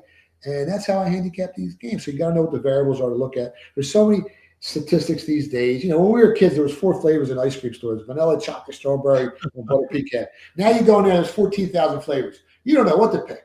The same with statistics. All these young guys trying to handicap these games, there's so many statistics that don't mean anything. They get paralysis by analysis, and next thing you know, they're making bad decisions. So you really got to know what to look at, what carries weight, and intuition. People, like to clown on intuition, but it's a scientific fact. Something pops in your belly or in your head, and it triggers something you've seen before, whether it's a pattern or something like that. And it might tell you, let me stay off this game. Or you know what? The line's kind of short. I've seen this scenario play out before. Even though the numbers on the jerseys are different, this scenario is the same. And you look at historical probabilities, NBA playoffs, NHL playoffs, NFL playoffs, March Madness, a team that wins the game covers the spread 88% of the time during the madness. So, your intuition kicks in, and you got to pay attention to that as well. So, you can't paint it with a broad brush. People want, I want the magic. No formula. There's no formula. Each and every week, you got to forget about everything you saw last week. It's a brand new week because you don't know who's banged up, who's slightly banged up, who's really banged up, who's playing, who's not playing. It's kind of like that movie 50 Dates. Remember that movie with Adam Sandler and I forget her name, but then every morning she woke up and she forgot about everything in the past. And there's a whole new day again. And that's kind of how sports betting is on a week-to-week basis. You're kind of like a day trader in the stock market, and you got to do all your homework all over again because recency bias, the thing you saw last, and the Eagles looked great last week playing the Cardinals. And this week they got to play the Ravens. And the Ravens have played the 4 best teams in the NFL, and the Cardinals have played the 4 worst teams. Eagles fans are waking up, Eagles look great last week, I'm going to bet them again. And they get buried that way. So you think it's like when I worked at Bear Stearns, I worked as a commodities and stockbroker when I was at Bear Stearns, and you take a stock and you analyze that thing upside down. You're doing profit sharing. You're doing their business plan. You're doing what you're forecasting. You're thinking they're going to earn. So you're doing all those kind of metrics, figuring out what this team has done for weeks ago, what they're going to do maybe 3 weeks from now. And like you say, environment changes that stock all the time. Who's in the White House? Who's not in the White House? Who's in your area when it comes to like what kind of bills are going to pass? All that kind of stuff. Environment changes too. That's how you do this. Yeah, as information enters the market, opinions change. I might like the Eagles this week after everything I evaluated. And then I get some information that Jalen Hurts was out last night, hurt his ankle. He's in a boot. Oh, you're not betting the Eagles? So information constantly changes the market. Speed and oscillation, you got to be fast with the information. If you can get it before the sports book, you're going to make some money. I always talk about information that's not factored into the price, into the point spread. That's where you find gold. In sports betting, most of the time it's legal. Now they're making it harder and harder. And the stock market is called insider trading. So you got to be careful with that. But yeah, it's hard work, man. People think you just wake up and it's a glamorous life, and they see me now. I stick my hair back and I try to look good, shave. Most of the times my hair is crazy. I got a beard down here. I have a second day, and sometimes you do all that work and you don't find an edge, and you did it for nothing. and You can't have that gambler inside of you. You can't have that degenerate gene where you have to bet. Sometimes the best bets you make are the ones you don't. Yeah, I love it. Here, we got a question for you. What's your take on Dodgers and Brewers tonight? I haven't even looked at the game. The Dodgers got the best run differential in baseball. I haven't really checked out who's pitching. I haven't checked the weather on it. If I do, I'll give it out for Twitter for whoever's asking. I'll give it out for free, and hopefully they can cash a ticket. Yeah. All right, let's do a couple of these tonight. Listen, I got to tell you, my station down in Tampa is airing, and they don't really like basketball in Tampa. Orlando's got the Pistons. They could close them out tonight. They're up 3-2 in this series. They don't want to go back to Boston. Detroit's favored 3.5. I mean, does Orlando get it done tonight? It's a lot of points. They've been shooting lights out from the three-point line, 45%, and they're a team that usually shoots 34% from the three-point line during the season. So they've overexceeded the norm of what they're doing beyond the perimeter. Yeah, line like you said, 3.5, 4 points. The total's at 211, 210.5 last time I checked. I bet the under 211 for some small paper. Both teams top 10 defensive efficiency all season. And if you look at the combined total points in this series, even though 3 of the 5 games have gone over, they've averaged only 204 points. So there's been some fluke stuff down the stretch that caused some of these games to go over. But I like the under here, 211, 210.5. Man, I think Detroit ramps up their defense. There's some sharp money on Orlando plus 3.5. I haven't bet the side yet, but I like the under more than anything. Is there any props in here you'd go with in this game tonight? I haven't bet. I hate giving anything out that I haven't bet. So no. I have an opinion on props. All right, let me go here to Cleveland at Toronto here. Okay, Cleveland's up 3-2. It's at Toronto here. Cleveland's 4.5 in this one. This has been another tightly contested series here. Who do you like in this thing? Yeah, the line's 4.5 totals. I think 218.5 or 219. If you look at the last game, they scored 245 points. So, as I mentioned earlier, if you go back to recency bias, you think this game's going to be a high-scoring game. I mean, how do they not score more than 218 points? But that line's 27 points lower for a reason. I bet the under here. I went on to 219 and 218.5. I don't expect the Cavs to shoot 50% from the three-point line like they did last time, especially on the road this game. I think Cleveland wins. I think they cover the Vegas number of 3.5, 4. I think they close out the series. They're just a better team, better offensive team. Raptors have been a little bit lucky in this series. I think it's Cleveland or no bet. Okay, so we could have a pretty interesting situation here with the Lakers and the Rockets. There's no KD. Yeah. The Rockets came back. All of a sudden, LeBron, here we go. They were up 3-1. Now it's 3-2. And it's in Houston. It's 3.5 right now. The Rockets are favored. Does this thing get all squared up and head back to Los Angeles for Game 7? I think so. I mean, as crazy as it sounds, I think this Rockets team looks better without Durant on the floor. They've held the Lakers under 100 points in the last 2 games, and their perimeter defense has stepped it up. I mean, the Lakers only shooting like 26 or 27% from the three-point line over the last 2 games. So they look more cohesive, and all that burner stuff with KD during the year and all that dumb stuff that he does. He's such an amazing basketball player, so talented. And he does this dumb stuff on social media, and he's alienated a lot of the players on that Houston team. And you see it. You see it in their faces, in their mannerisms. But I think the Rockets win this game. I think the Rockets win this game. And, of course, Saturday, baby. Here it is. 3-3, Game 7, Beantown.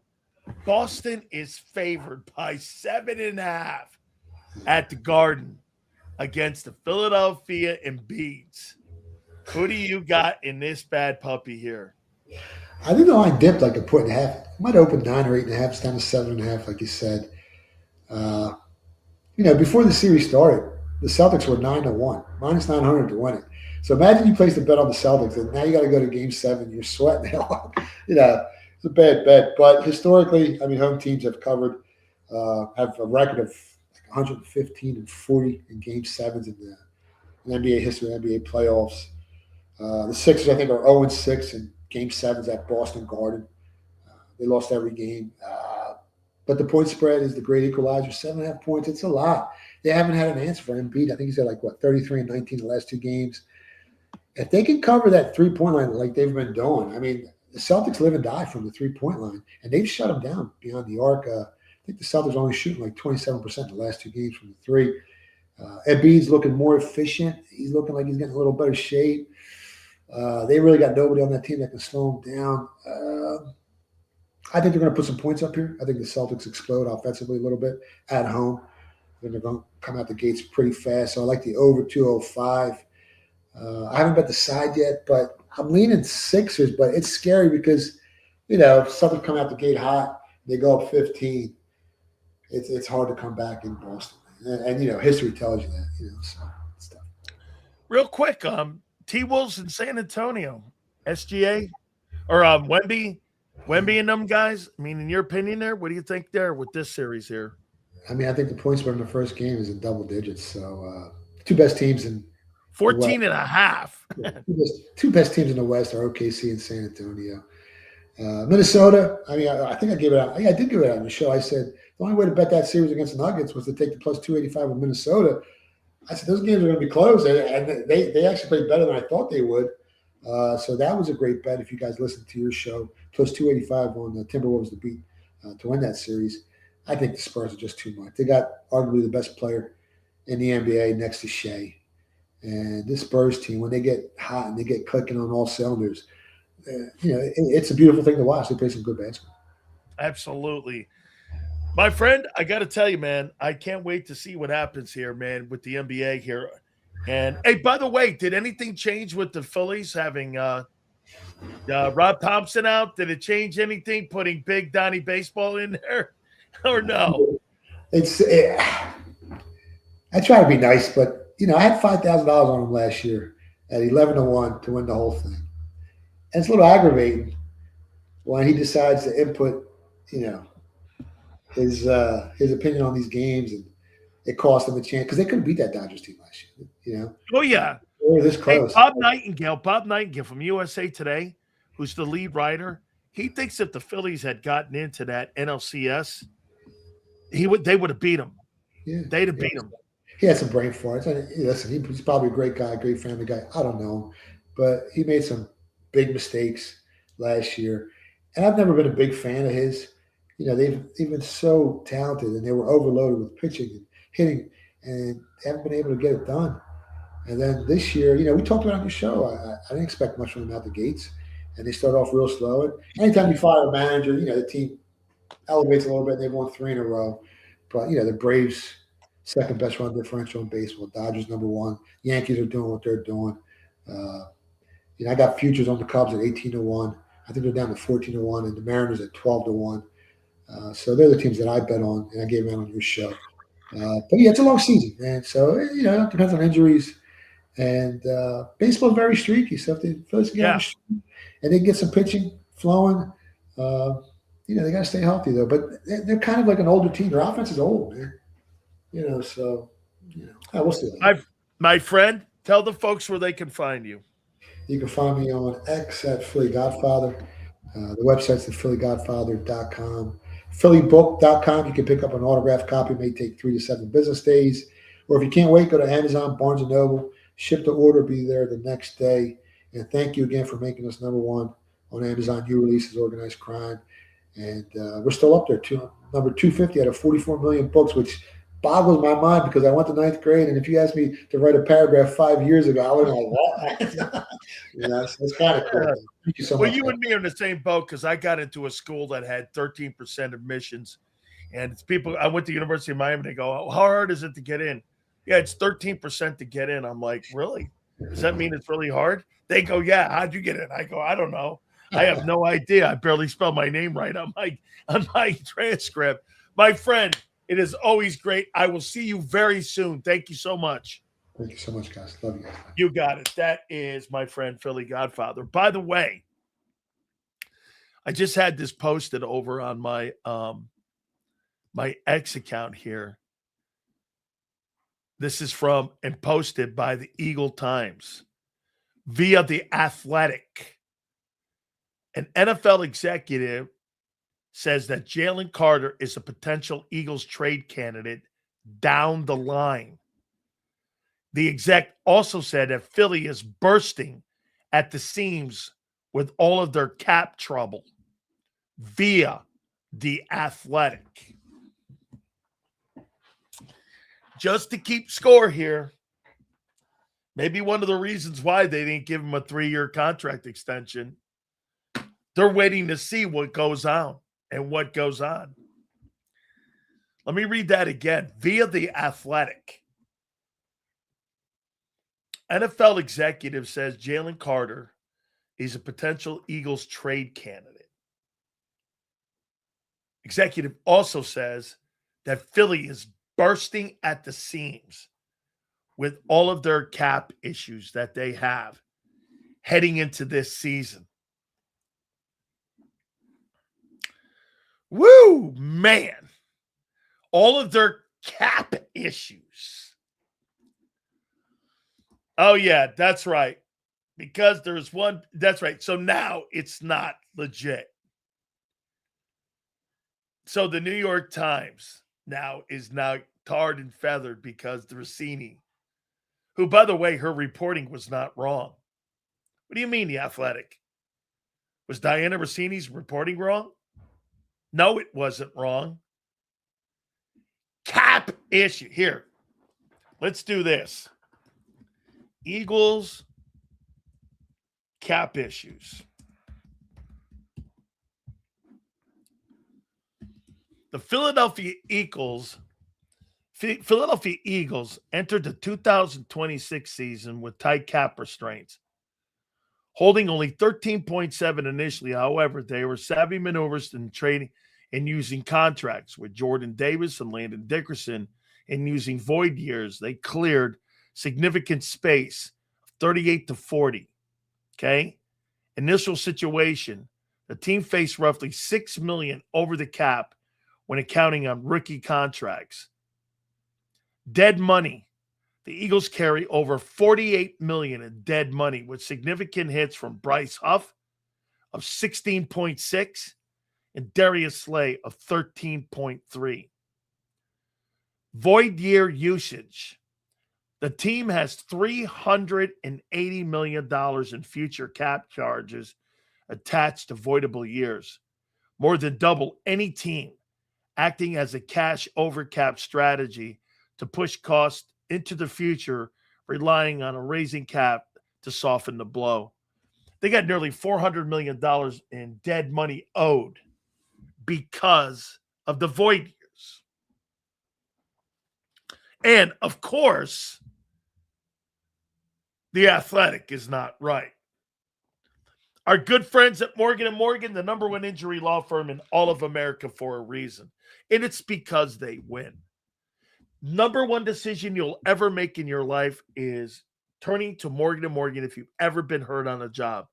Folks, I know these people for over 25 years. John and Ultima Morgan have put this company together to defend families across this great country. Do me a favor. Go to forthepeople.com/big sales or pound law 529. That's forthepeople.com/big sales or pound law 529. And do me a favor. You tell them Big Sills sent you. There's a reason Detective Johnson is the gossip king. Oh, did you hear? Jackie and Tom are getting a divorce? Mm-hmm. Sad. Well, I heard that Ashley had work done on her face? Yeah, oof. Just like there's a reason Morgan & Morgan is America's largest injury law firm. Injured? With over $25 billion recovered for our clients, there's a reason to go big. Bathroom? Okay. Morgan & Morgan, America's largest injury law firm. Oh, okay. Ignite your nights with free live entertainment daily, only at Live Casino and Hotel Philadelphia's Center Bar. 7 days a week, enjoy some of the region's top party bands, performers, and DJs as they take the stage in the heart of the casino action. Great cocktails, live music, and lively moments. It's all happening at Center Bar at Live Casino and Hotel Philadelphia. Visit livecasinophilly.com for more details and the complete list of upcoming events. Must be 21 or older. Gambling problem? Call 1-800-GAMBLER. This is Eric. When he got injured in a car accident, He called Morgan & Morgan. He not only gets a lawyer, he gets trial lawyers like Sam and Jessica who are in it to win it. He gets his own investigators with briefcases, leather ones. And if you ever have questions, our customer service folks keep things rolling. Injured? We're your army. Morgan & Morgan, America's largest injury law firm. Welcome to the jet setters and the high rollers, to the shot takers and the tastemakers. Welcome to the viewfinders, the thrill seekers, and the night owls. Welcome to everything you could possibly want on one 5-mile island. Welcome to the Wildwoods. Book your stay today. In our hometown, we all look out for each other. We go the extra mile to lend a helping hand. We step up to keep our communities going strong. And at Independence Blue Cross, we're here to keep you going strong. We've been deeply rooted in our communities for more than 85 years. And that connection to members has earned us our spot as the #1 health insurer in the region. So while you look out for your neighbors, know IBX is always looking out for you.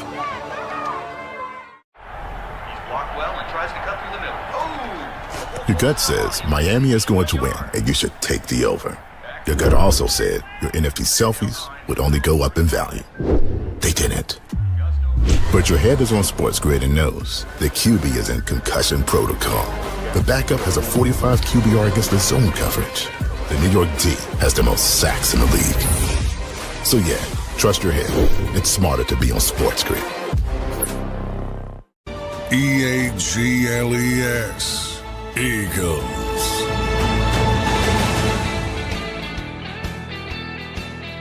Guys, speaking of Sports Grid, tomorrow we're going to use that Jason Brown bite that we had yesterday where, you know, he talked about Ruben Bain and Jalen Hurts' agent and Clutch Sports with Rich Paul, them being the ones that released that information on Ruben Bain.